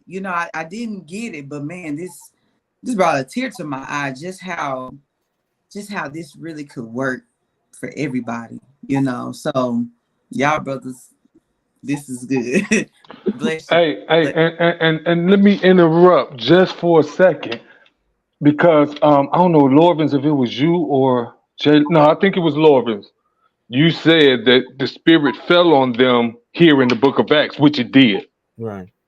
But we have to remember that, remember when Brother Judah had fell off here and he was going to get his dictionary, that we opened up to Mark 10, the rich young ruler. Right. Mm-hmm. He told him the exact same thing that the apostles ended up doing here in Acts 2 and in Acts 4. Right. And the rich young ruler was supposed to be there in Acts 2 and in Acts 4, but he had walked out of history in Mark 10. Right. Because he did what Ananias and Sapphira did. Right. He couldn't give away those possessions. He tried to hold back some, even though he said, all these things have I done for my youth up to now. Right. So this wasn't a new concept, and it goes to show that when individuals say, see, how did they end up doing this from following the Messiah?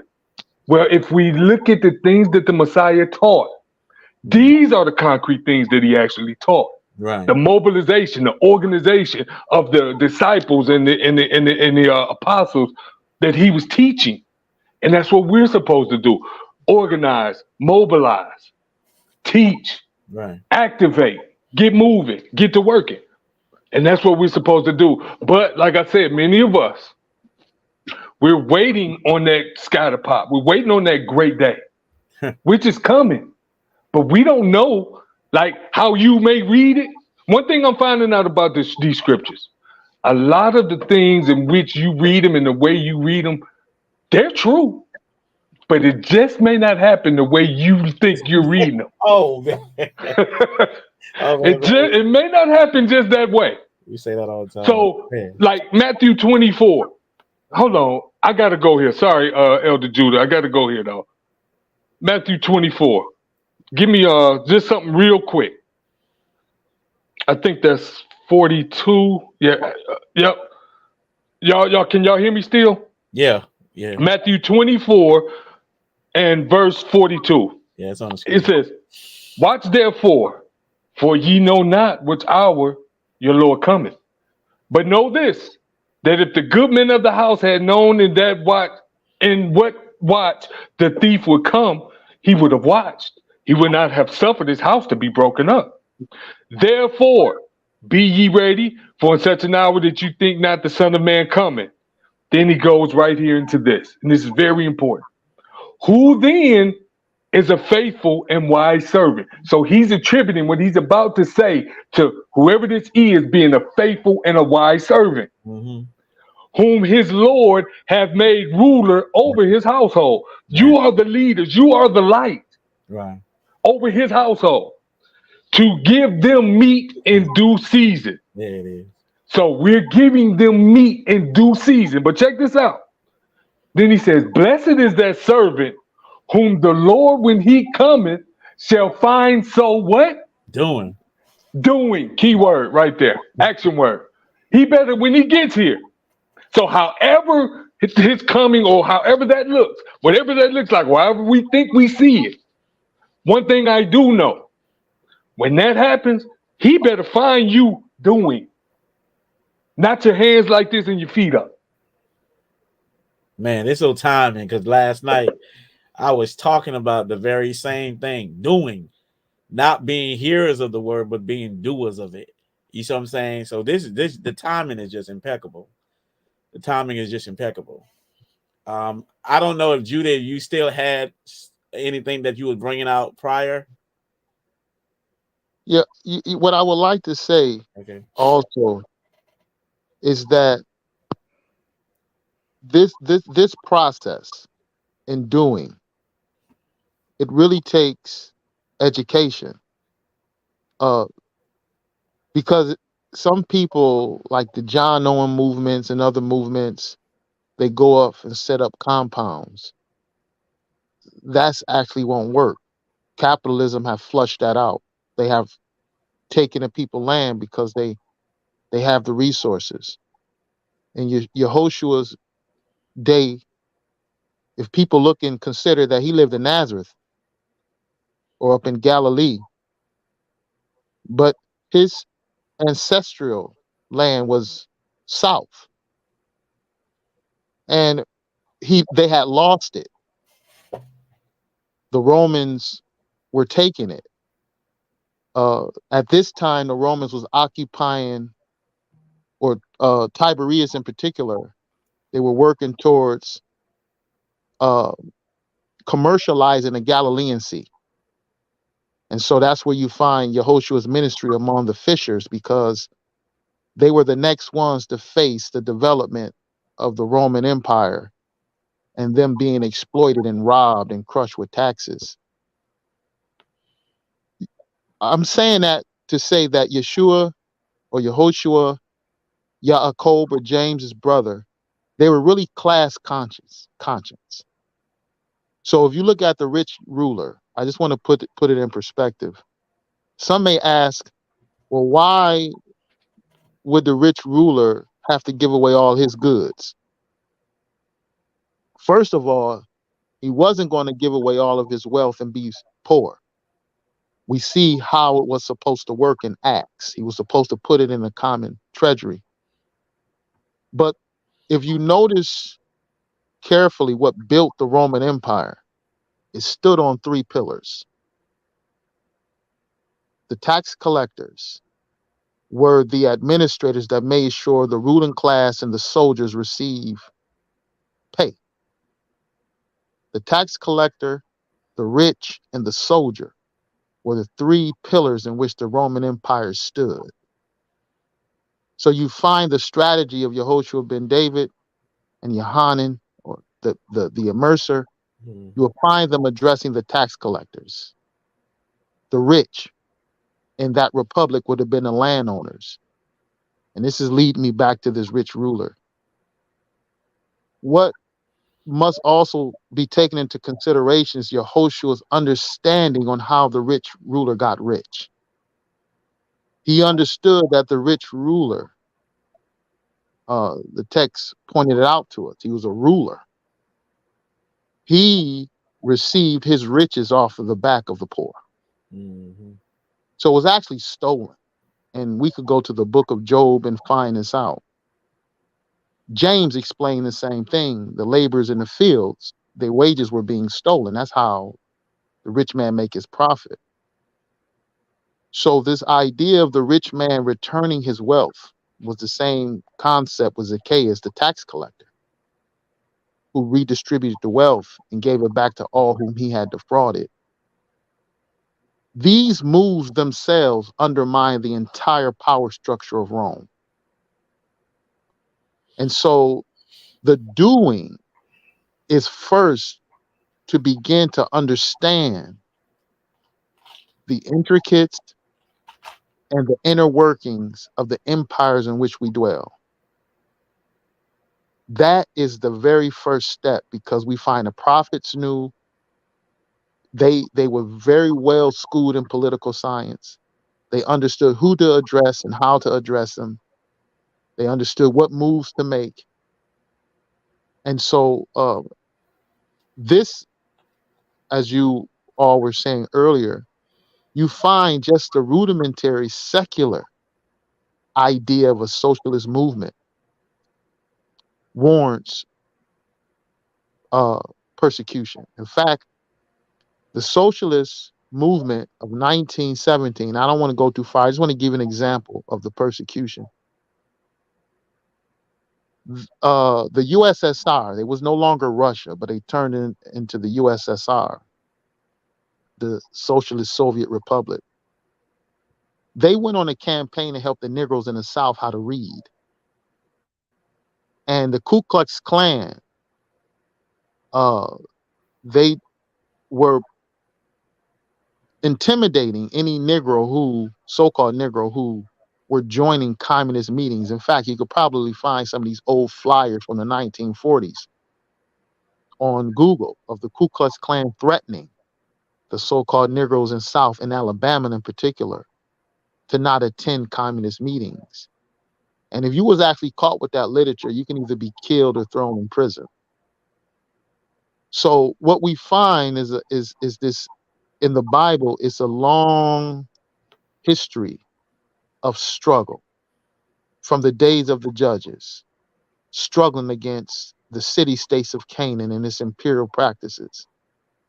Yehoshua ben David struggling against the Roman Empire and rejecting the temptation of empire, to be a beneficiary of empire, but instead to take up the fight for the oppressed.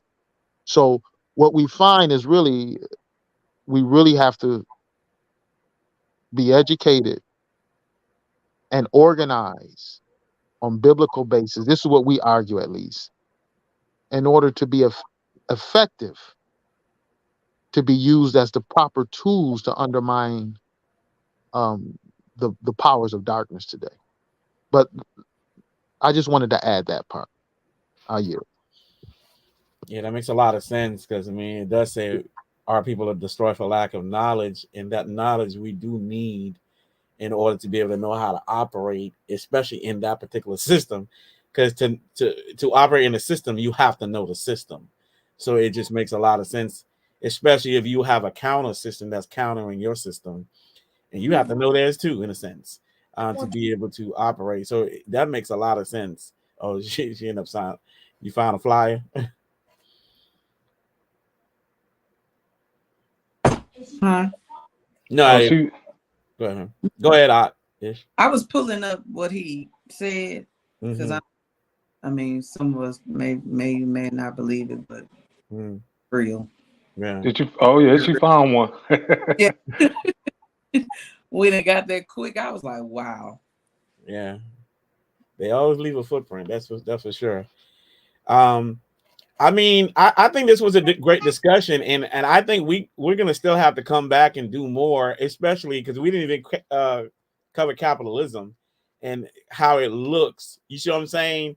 Against the socialism aspect of it. But quickly on that, because we might have to turn this into a series, to be honest with you, because I think this is very important for the public at large to know and learn, or at least to put the seed down for people to start to look into this a little more diligently, because I think this is the key.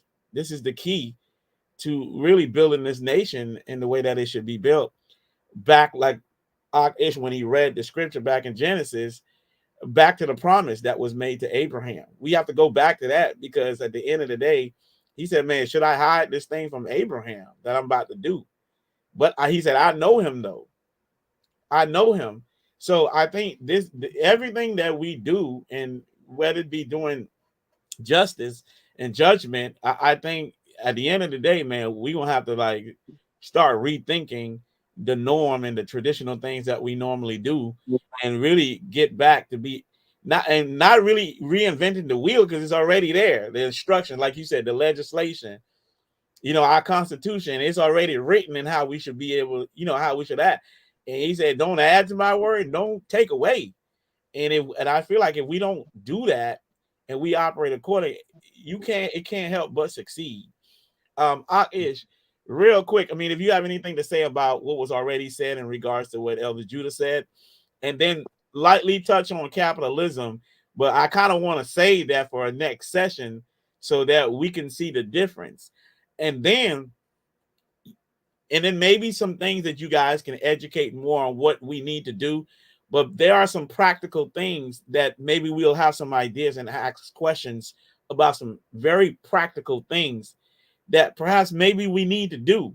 And you and I have had conversation about certain things that we feel like we may be able to do to start the process, because it's going to take money. It takes lots of money to do a lot of things. And I'm not saying, scripture, it answers all things, but it takes money and monetary to do a lot of things. So can you touch on anything that we've already touched on, as far as maybe you have anything to say about it? And then quickly, maybe give a highlight about the capitalism. And then maybe, obviously we'll set another date where we can come back and start breaking down this thing, sort of kind of like from what would I say, from a particle, like nanoparticles or whatever, like from the molecule, from that level, and then to start to show things that maybe others aren't seeing, from a practical level that affects our daily life, to where we feel like we can impact people into action, into a movement type thing. Right. Well, first of all, Brother Judah was absolutely correct when he put the statement down that education and re-education is the key. Right. All of us, well, let me not speak for all. Many of us think that we handled this book correctly. Right. And and this is not to, I'm not here to punch nobody in the face about none of this, because I can be wrong on a lot of stuff. I could be wrong. But we have to really look at this re-education process to handle, because we're dealing with people, and we're dealing with people inside of a system, whether you're looking at Satan's system or whether you're looking at the kingdom system. You're looking at a system in which people are affected and they become the lost or the salvaged within a system. Right. So real quickly, when we're definitely gonna have to turn this into a series because re-education can't happen in one night. So like everything that we think we know is not going to be upgraded here tonight. We know that. Right. But just let me put one thing on the table since you asked for it. Right. Let's look at the definition of capitalism. Let's see what that says. Well, Capitalism, an economic and political system, a what? An economical and political system in which a country's trade and industry are controlled by private owners for profit. total opposite. Total opposite of the kingdom of the Most High. Now, we argue in the school of at the NMP that this evolved, or when we go back into the first century and we look at the system that was ran by the Romans under their colonial opposition of Jerusalem, that they were running what system in their, under their empire? Mammonism. And this is exactly what Yeshua spoke against. You cannot serve Yah and what? Mammon, yeah. So if this word capitalism evolved from that, and it's the same system with a different name, then doggone it still don't work. And many of us have tried to baptize this. You can't baptize capitalism because you're taking something into private ownership for profit. When the kingdom's work is totally different for that. It's for all the people, and it's not for profit. It's for everything. Remember the conversation I said, since I can't do it, I want you to do it, Lorvins. Remember that conversation? That's what I was talking about, right? This is the conversation I'm talking about, because I'm taking the music and the gift that I'm doing, and those who come and purchase downloads and whatever, that money doesn't go to me. Every piece of money that comes into me is accounted for, and my books are always open. No problem. Now the thing is, if we're going to start redistributing this wealth for all, then what we have to do, if we're going to redistribute this wealth, what we have to do is we have to be transparent. We have to be open with it. And these are gifts. If we claim that we're doing this for Yah and for the Most High, and that He supplied us with the gift, then doggone it, He gonna ask you to do just what the rich young ruler did. Yeah, yeah. Bros.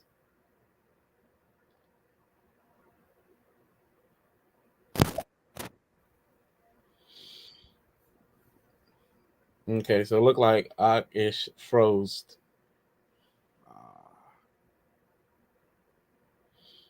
They show freezing on this sharing podcast. Yeah, so I mean, I understand what he was saying. So basically, everything that comes in, he redistributes, and me and him was talking behind the scene. This stuff we talked in the past about doing certain things, which I won't reveal now as to what it is. That there are some things that are in the works where it's no different. So we can either partake.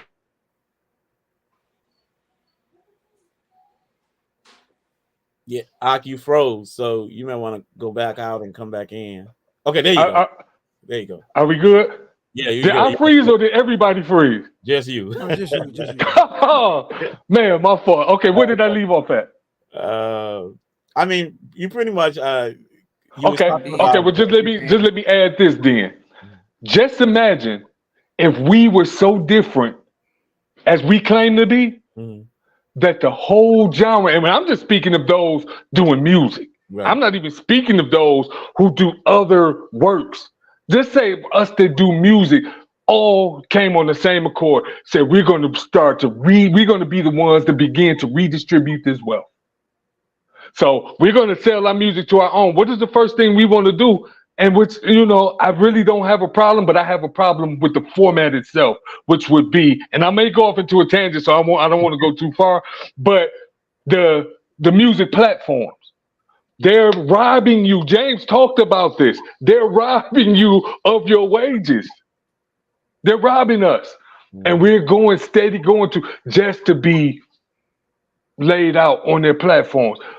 We can control those platforms or our own platform. Support, and if it's good music, support the good music.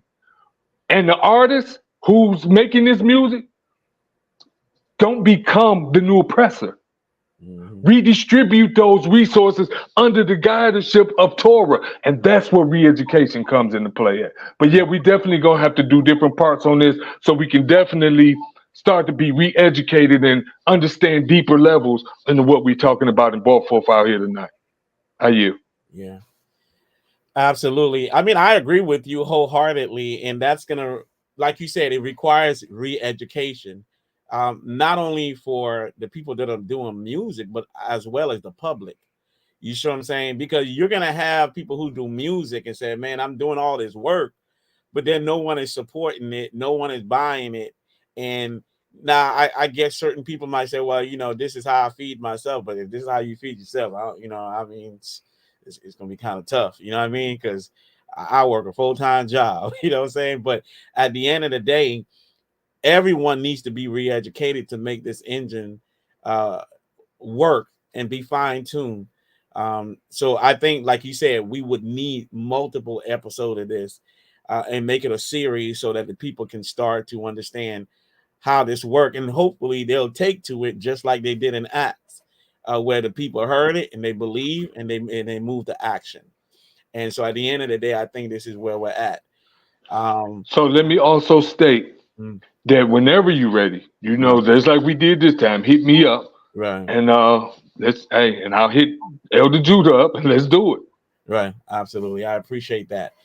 Now, Elder Judah, I don't know if you have any last thing you want to say before we wrap up, and hopefully, y'all willing that you'll be available, like you were today. So we thank you for to be able to come back and really re-educate our people, and I'm sure that even as we read the scriptures, we re-educate ourselves as well, and preferably that we're doing this thing right, and then people can actually see and judge for themselves and be like, you know what, these guys make a lot of sense, and what they're reading, it just makes practical sense. And I know sometimes you with your humility, as you said, man, I don't really know this stuff, but I hope I'm doing it right.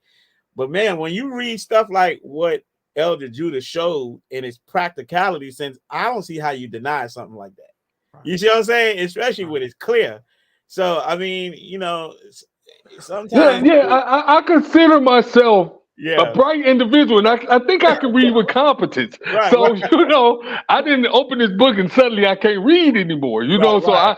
I think what I'm reading is correct. We just have to be shown another view of how to approach it. That's all. Right. And let the re-education process begin. Right. And it's crazy because it's just a new way of looking at it for many people. So like you said, he's looking at it from a social point of view, like, geosocial, I guess you could say, in a sense. And it makes sense though. You see what I'm saying? Then those going to be those that look at it.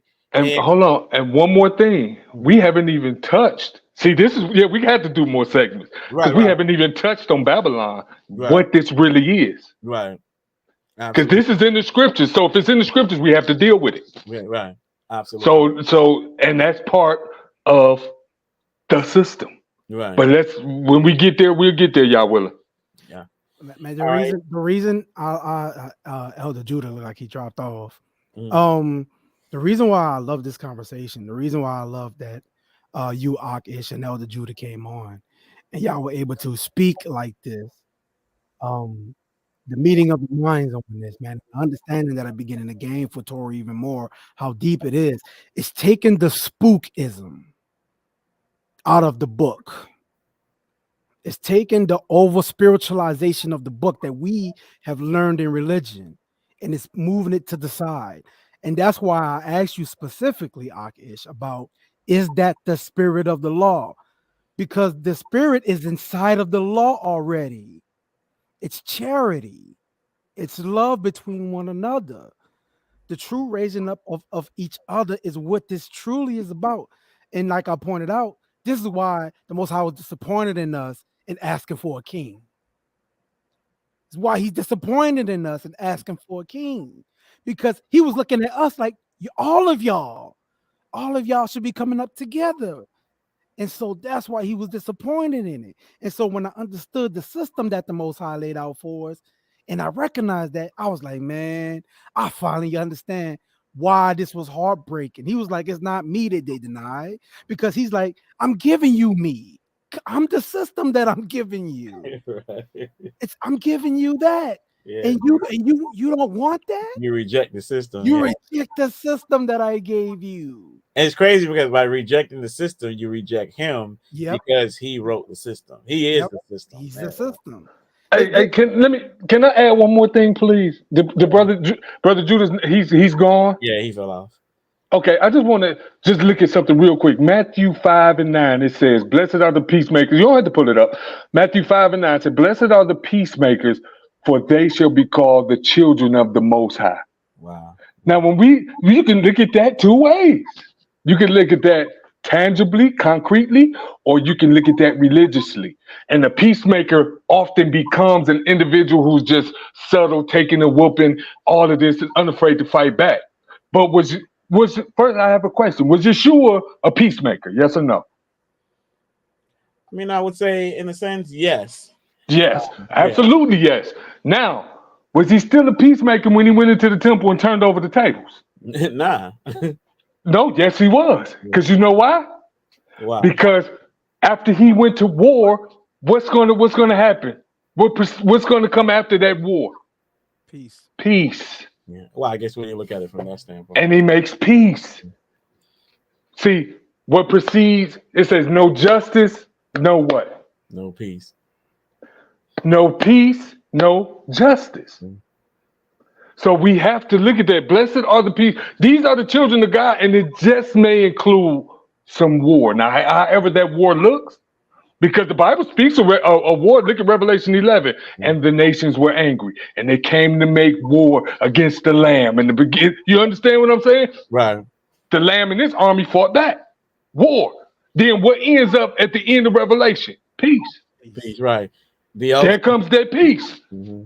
So when we look at these things differently, in the different angles, they mean something else. So, Jay Lutch, you're absolutely right.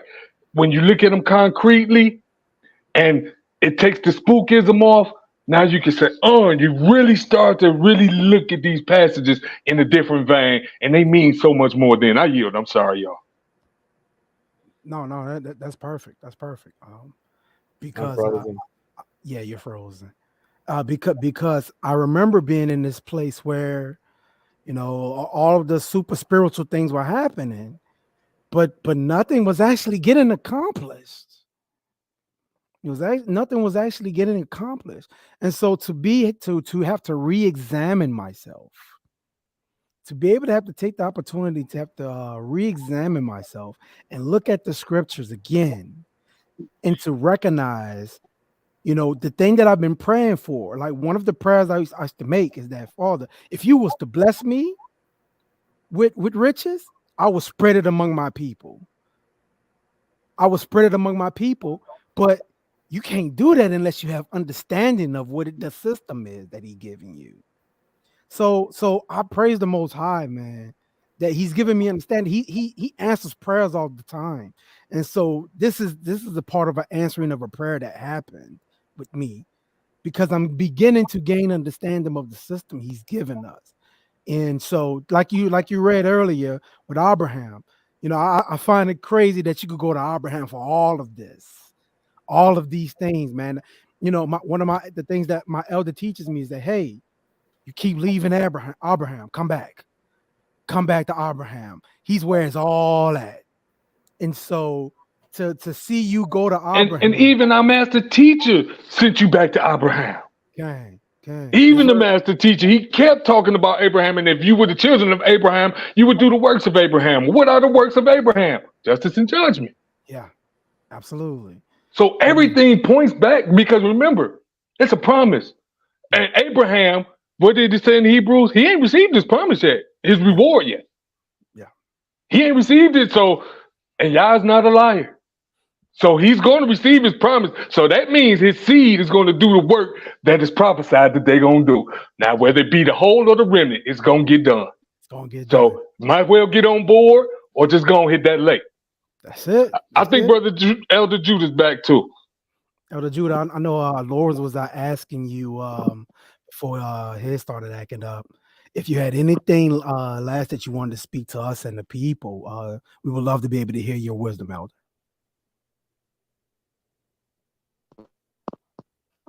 Yeah, I don't not much. I am appreciative of you all allowing me to come on a platform and to carry on a conversation about this.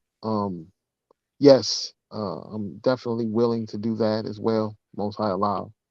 And before I got knocked off the platform, I heard something about war, and so people won't misunderstand our position.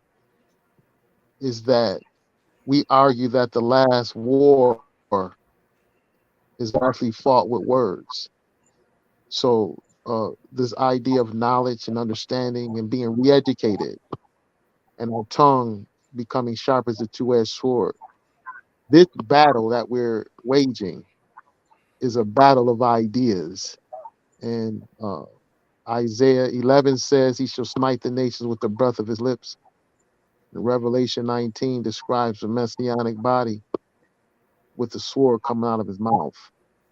So if people do hear war, we don't want them to get a misunderstanding as far as our position on it.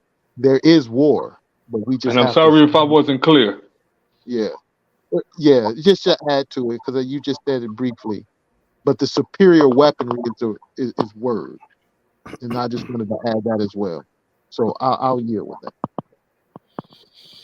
Okay. Well, definitely. Sorry, this system, this thing just keeps acting up, and it's like one of the first time it's ever done it in this. You know what I'm saying? This is most got to be the funniest night. Even my system started acting up, and so I don't know what's going on, but whatever y'all are come here to bring out, the people need to hear it, man. They really do. Yeah, and I think it's just it's trying to discourage, but we can't be discouraged.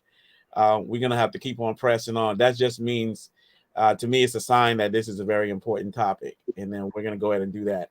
And Judah, if you have any last thing you want to say right now, I mean, you're at leisure to say that. And then Ahch Ish, I don't know if you guys want to like announce.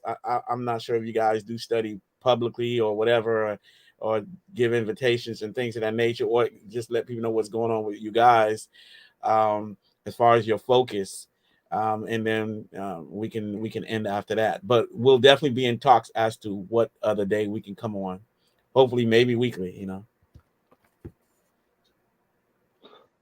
No, I'm actually good. Brother Judah, you can give the particulars on the school if you don't mind, sir. Yeah, I'm no good at that.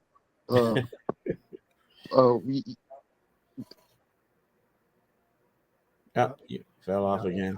I don't think it was meant to be. I know. It's meant to be. Well, I tell you what.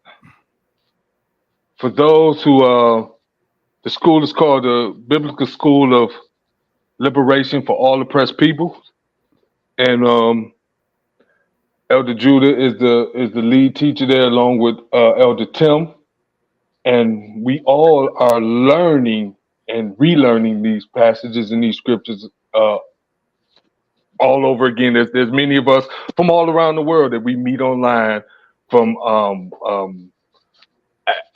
Africa, UK, Netherlands, from everywhere. It's people from all over, and we come and we go into these scriptures every week, and most of us haven't even met in person, but it's like we know we've been doing it for years now, well over 5, 6, 7 years. We've been meeting, and we meet every Shabbat, and we meet a couple of times a week. We've just now entered into the platform of TikTok, so just I'm not too good at this, so let's see. Where would I direct you to? Just look up NMP. Hold on. As a matter of fact, give me just a second. Hold on. I'll tell you exactly where to go. Okay. Hold on. I'm sorry, fam. I'm sorry. Nah, you good. We sorry, man. We Okay. So you can go on YouTube to Knesset Yeshua. That's KNESSET YSHUA, Knesset Yeshua. That's on YouTube. You can go into the any place there, into the links, the playlist. descriptions. Yeah, and you can leave a message, or you can call the number there, and you can get in touch with us there. But we're on there. We're on YouTube. All the social media spots. We just went into TikTok, but just I should be better at this. I really should, but I am old, so I'll use that excuse. But but for those of that are looking, just start with there. Just start a Knesset Yeshua on YouTube. Y'all got an email or something like that? Yes, sir. Congregation of Israel dot. Hold on. I'm sure one of the comrades is in the comments there. They can help me out. Hold on a second. Brother Brian, where you at when I need you, sir? I thought I saw somebody named Brian in there. Yeah, Brian. I thought I did too. Hold on. I'm sure.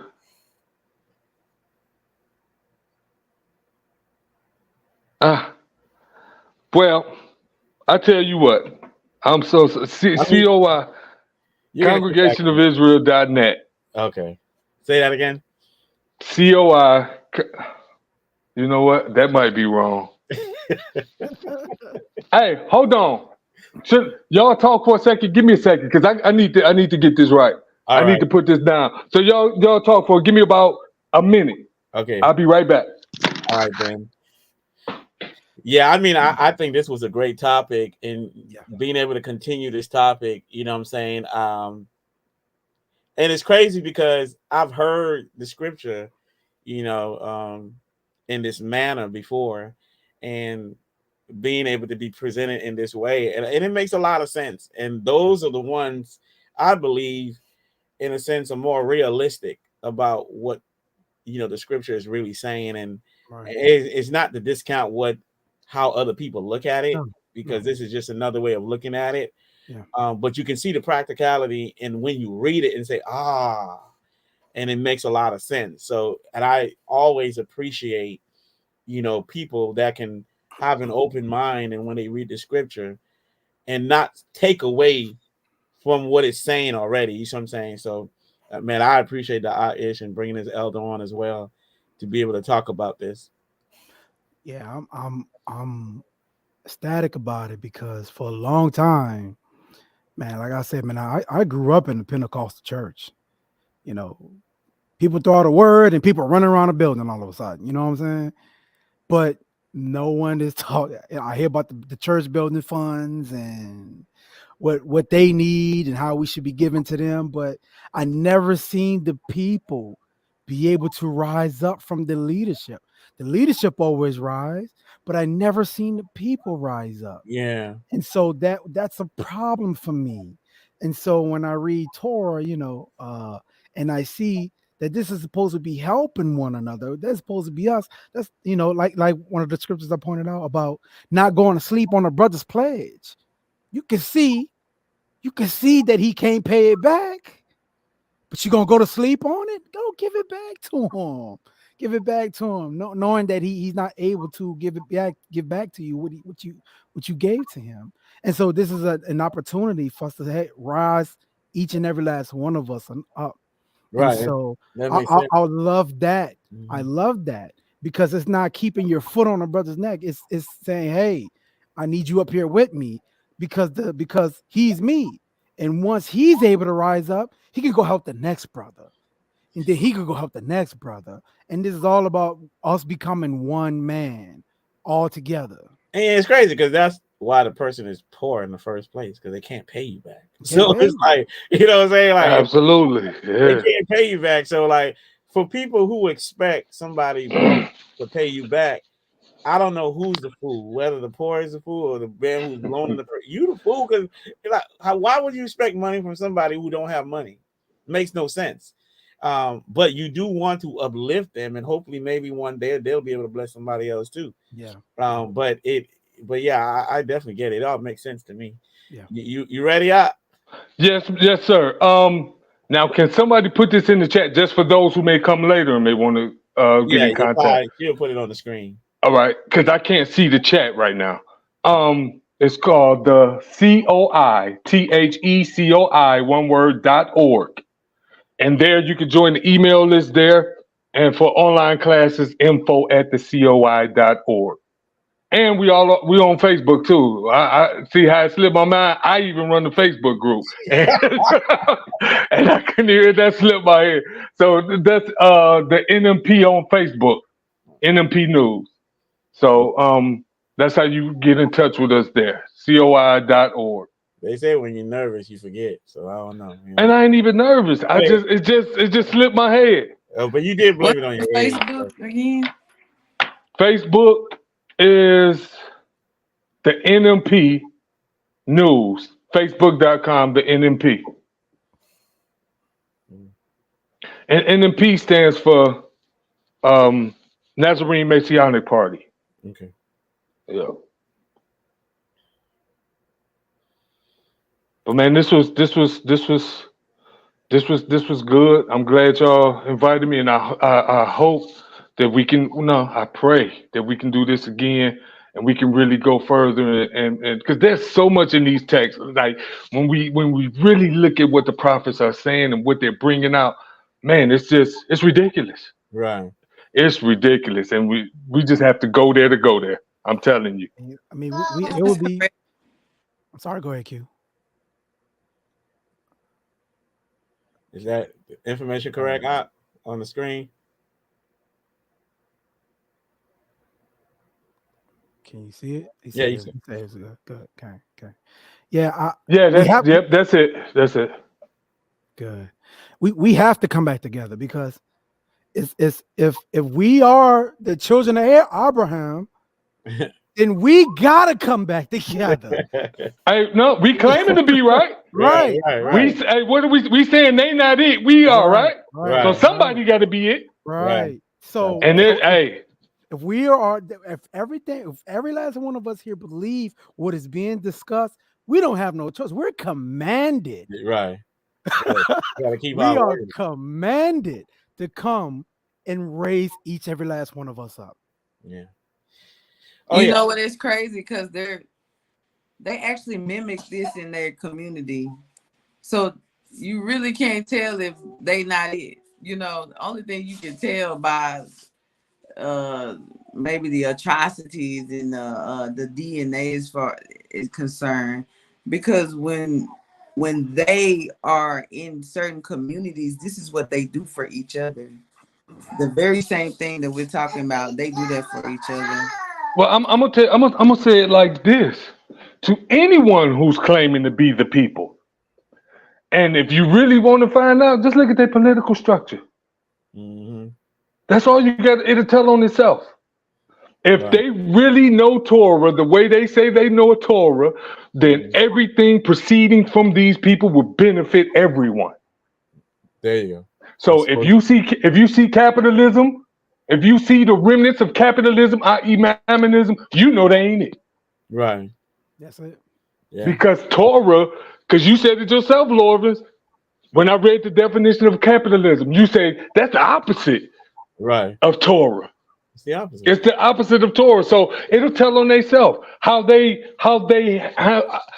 social status, how they treat their fellow man, even those who they consider to be foreigners.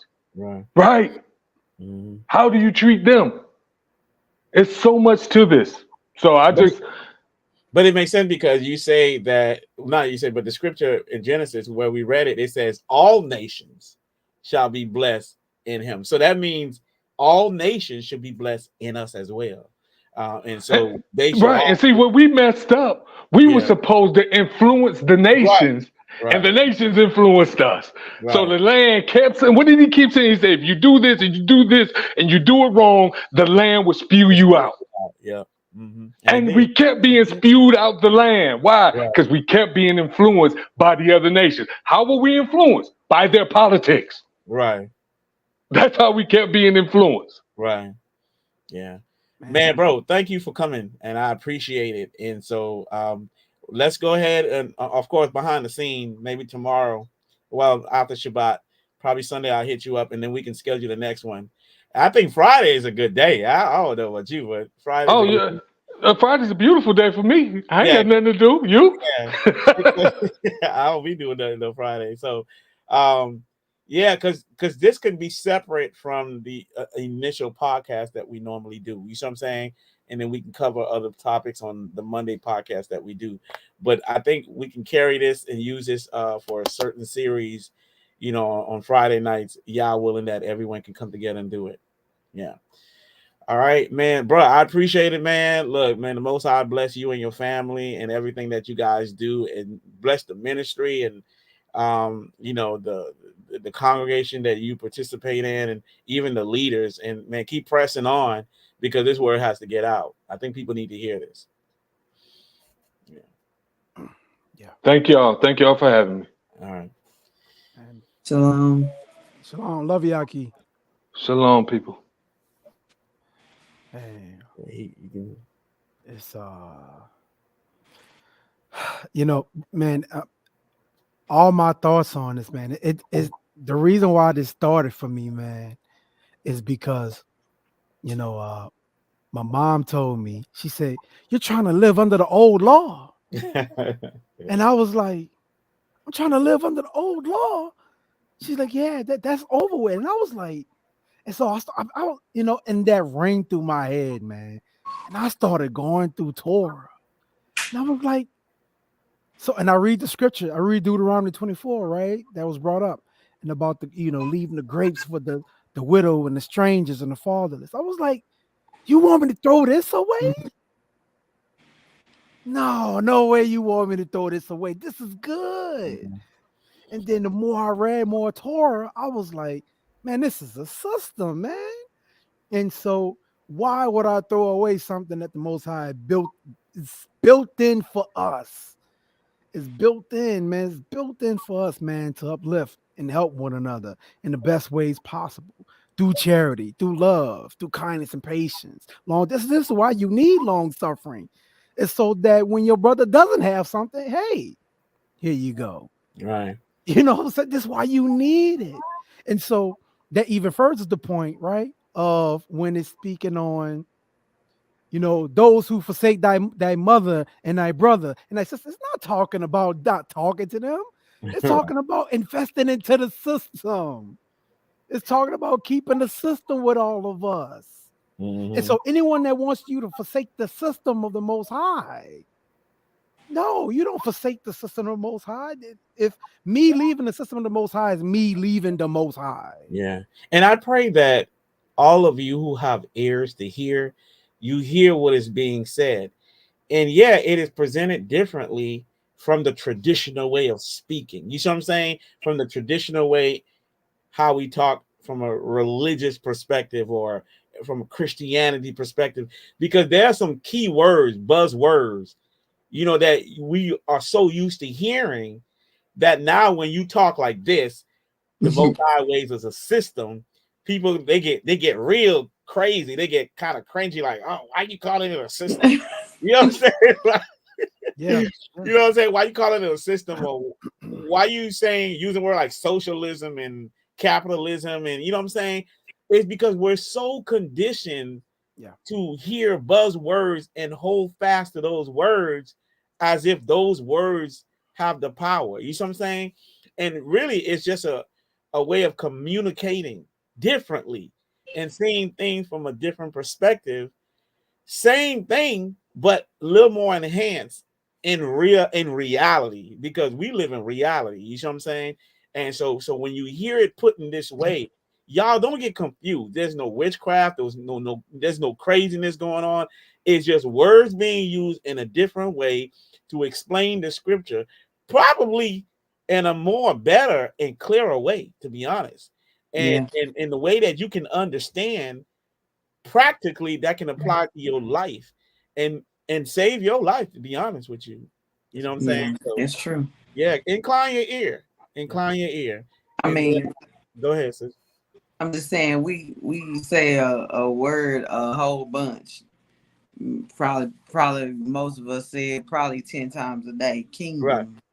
Kingdom, right. And have Just no the right. definitions of kingdom is country, land, territory, a realm associated with, regarded to being under control of a particular person. I mean, just that alone, you can't.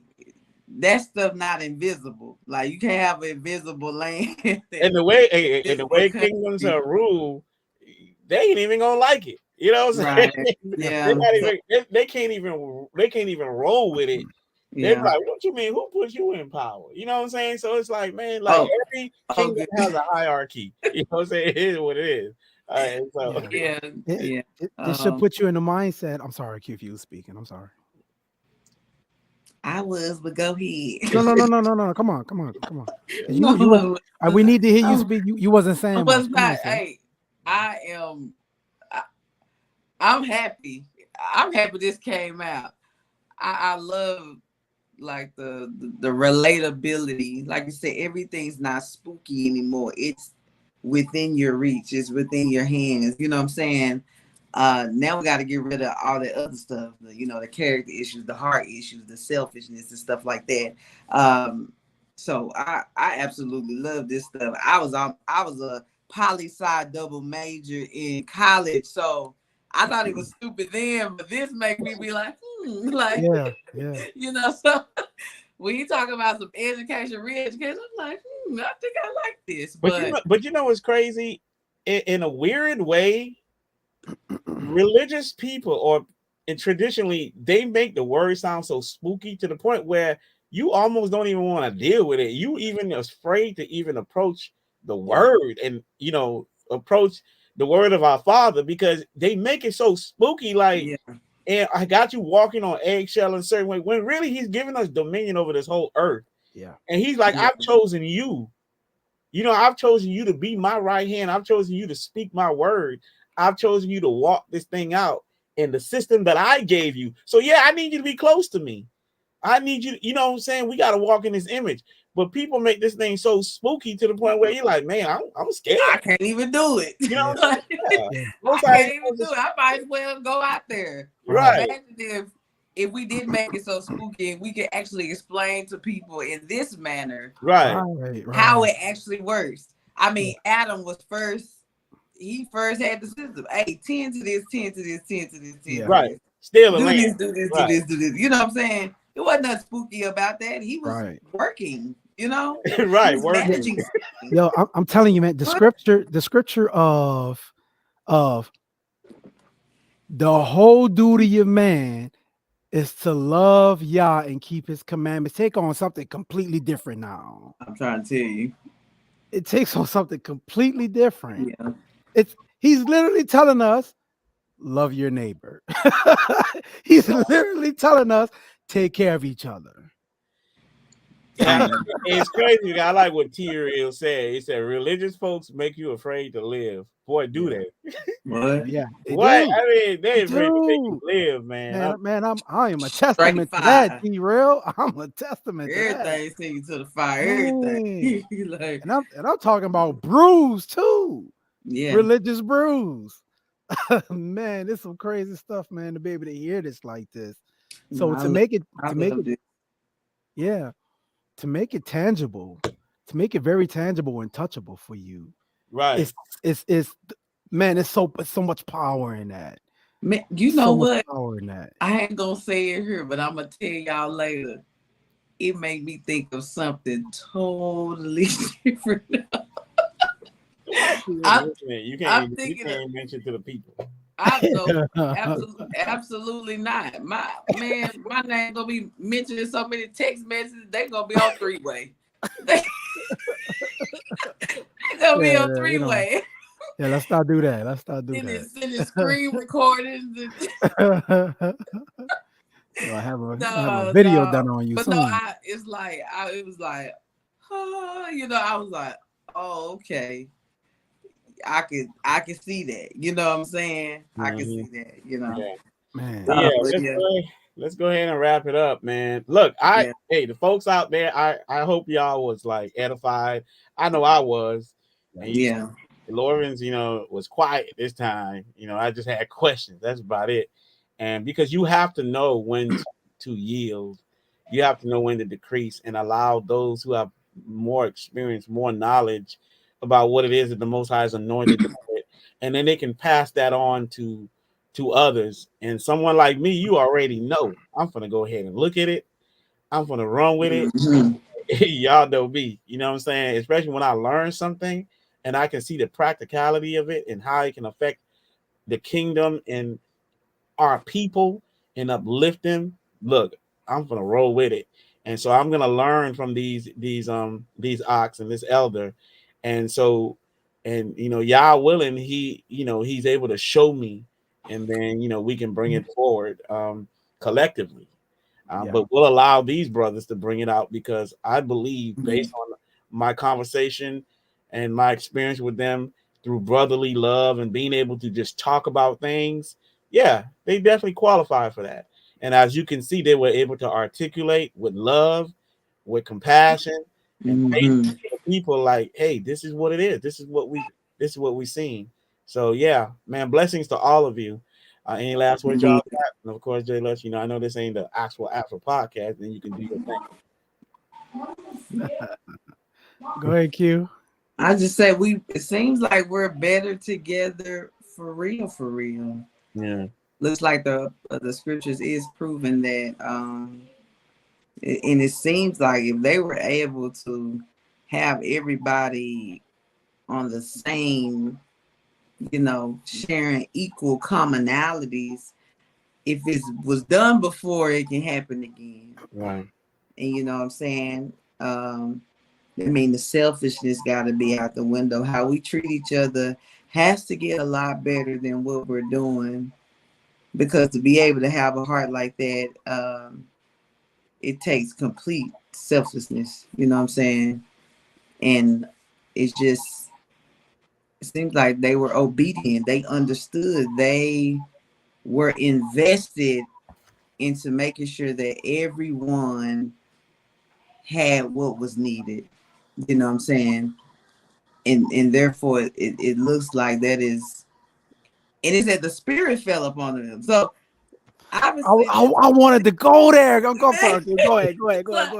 It's like, what spirit falling upon anybody else with that mind, without that mindset? All this, I'm secluded, I'm exclusive, I'm to myself, we're over here.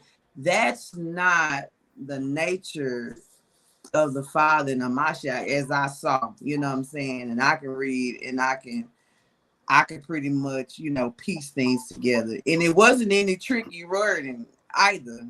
It was what it was. So yeah, what spirit are we operating in? And I said this, on social media, like, yeah, you call out Yahuwah, hi, you call out, oh, the spirit told me to be what? Because if you're not doing any of this, I feel like we're not where we're supposed to be. But I enjoyed it. This was beautiful. I hope y'all run this back and share this. You know what I'm saying? Mm-hmm. Share this, because that's the only way we're gonna get it. Yeah. We gotta be hearing what the thing say, hearing the same things, speaking the same things. Maybe we need to start speaking this and stop gossiping. But I love y'all. But shalom. No. Why did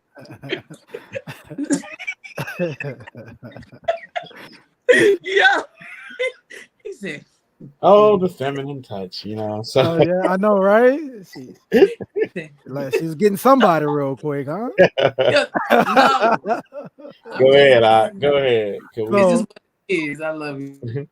so um it man, with everything that you heard tonight, go back and review some of those scriptures again, man, and recognize just how much toward your brother the Most High is meaning these things, right? How can you love Yah whom you have not seen, but you hate your brother whom you have seen? Stuff like that. Because you're willing to exclude him out of a system. There is no exclusivity, like you were saying. Ooh, that's the word right there. There is no exclusivity. We're supposed to bring it everybody into this. Everybody who say that they're part of this, and then when you do, and when you come in it, you give your best as well, so that also we could pick up those who don't have. This is truly what this system is, and so to be able to see that in its full light, it makes me want to go harder. Mm-hmm. It makes me want to go harder because I know that I'm fine where I'm at, and I could just stay put and I'll be good. But the reason why I want to go harder is because there's so many of our brothers and sisters who need us. Mm-hmm. And to be able to give of myself is the ultimate. This is so we talk about all kind of systems it is, but the one thing we didn't say tonight, it's a sacrificial system. Yeah. It's a sacrificial system. It's sacrificing of yourself so that your brother can live. This is what this is about. You give of yourself. I don't care if you have to split yourself 7 ways. You do that to uplift the rest of the people around you. This is what this is about. So that's all I got. I pray that this touch your hearts, and you sit on it, man. I went to sleep one night and I woke up with this, man, Mm. and I'm so grateful for the Most High teaching me what this was, man. And so I pray that He does the same to y'all.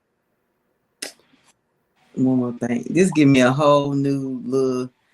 It said the ones looking to save their lives will lose it. You looking to keep what you got. You looking to make sure you straight. You looking just on the me. Oh, we good. It said you will lose it. Mm-hmm. That's wild. Cause I'm thinking of Ananias again and Sapphira. They was looking to save themselves. Makes sense now, don't it? It Dang. makes so Yeah. much sense. Oh my goodness. They were looking to save themselves. Keep back a piece of what they got. Yeah. Because like, oh, we gotta have something for us. Yeah, they wanted to be like the high mind, like people beneath them. They wanted to make sure they have more than others. You know what I'm saying? And it's like, nah, that ain't gonna fly in this system. And they died. Yeah, and they died. So he died. He gave up the ghost. Didn't she? Came later, and they asked her, "Hey, was you privy to this?" She gave it up too. gave up the ghost immediately. Gone out of there. It was a selfishness. Man. But man, I like this stuff. Y'all know I love it, man. I know I like the words. I said we're going to the dictionary. Dictionary. Good. Hey, time to learn. You know what I'm saying? We're going to Britannica. Going to school. Yeah. It's the stuff I did. What's the big two? Love the Most High with all your heart, soul, and mind, and to love thy neighbor as thyself. Hey, that solidifies that. We got any music? Oh, I don't forgot. Yeah. We ain't been here so long. I forgot how to close out, y'all. It's all good. I mean, we can definitely end. Man, blessings to all of you that were listening, and I pray that this was edifying. Make sure y'all take this, share it, but most importantly, apply it to your life. All right, make sure you apply it to your life. Yeah. I got some music though. Because this is for the what? Kingdom.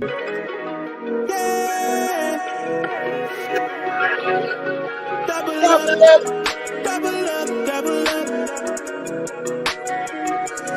This is for the kingdom, yeah. I'm gonna build it up one brick at a time.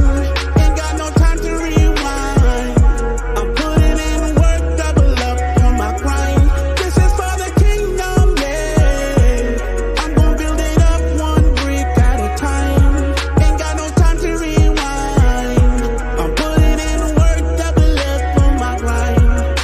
Why do you aim small when you can get it supersized? Why you say you're living but you're looking through that eye? Yeah, you say you love yourself, but yet you wear a disguise. You can stomach love, therefore you choose hate. Be careful, all it takes is a whisper of a snake. Be sober, just for the taste, you can lose it all. And even if it takes a crawl, pace yourself and then you stand tall. This is for the kingdom, yeah. I'm gonna build it up one brick at a time. Ain't got no time to rewind. I'm putting in work, double up on my grind. This is for the kingdom, yeah. I'm gonna build it up one brick at a time. Ain't got no time to rewind. I'm putting in work, double up on my grind. Brick by brick, this is for elevation. You over here, over there, everywhere, this is a delegation. Wait a minute, Answers for your questions, is this an interrogation? Man, stop. Grab a hammer and tend to your obligations. That's real. Tell me. Double up, double up. Build it from the ground, now that's what you call a come up. 24 hours, sun up until the sun up. A god will have to die and be willing to raise his son up into another realm, like we walking through portals. Throw off this old flesh and a man can become immortal. I eat this living bread while that piecing together morsels. Y'all blessed front to back in my torso. This is for the kingdom, yeah. I'm gonna build it up one brick at a time. Ain't got no time to rewind. I'm putting in work, double up on my grind. This is for the kingdom, yeah. I'm gonna build it up one brick at a time. Ain't got no time to rewind. I'm putting in work, double up on my grind. So much crabs in the bucket, they never wanna see us prosper. So I creep up in the hoods, and the Ruach's got me singing black opera. Words so good, cause it changed the atmosphere. They think we doing magic.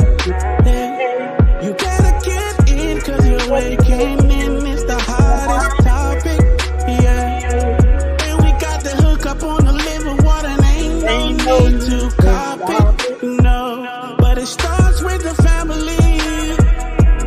We are the recipe of this economy. This is for the kingdom, yeah. I'm gonna build it up one brick at a time. Ain't got no time to rewind.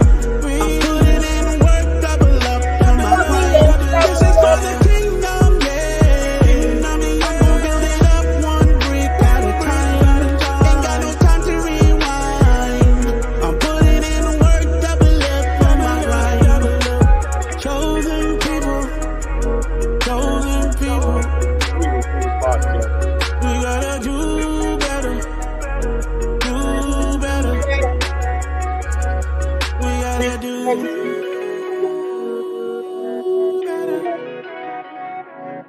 We gotta do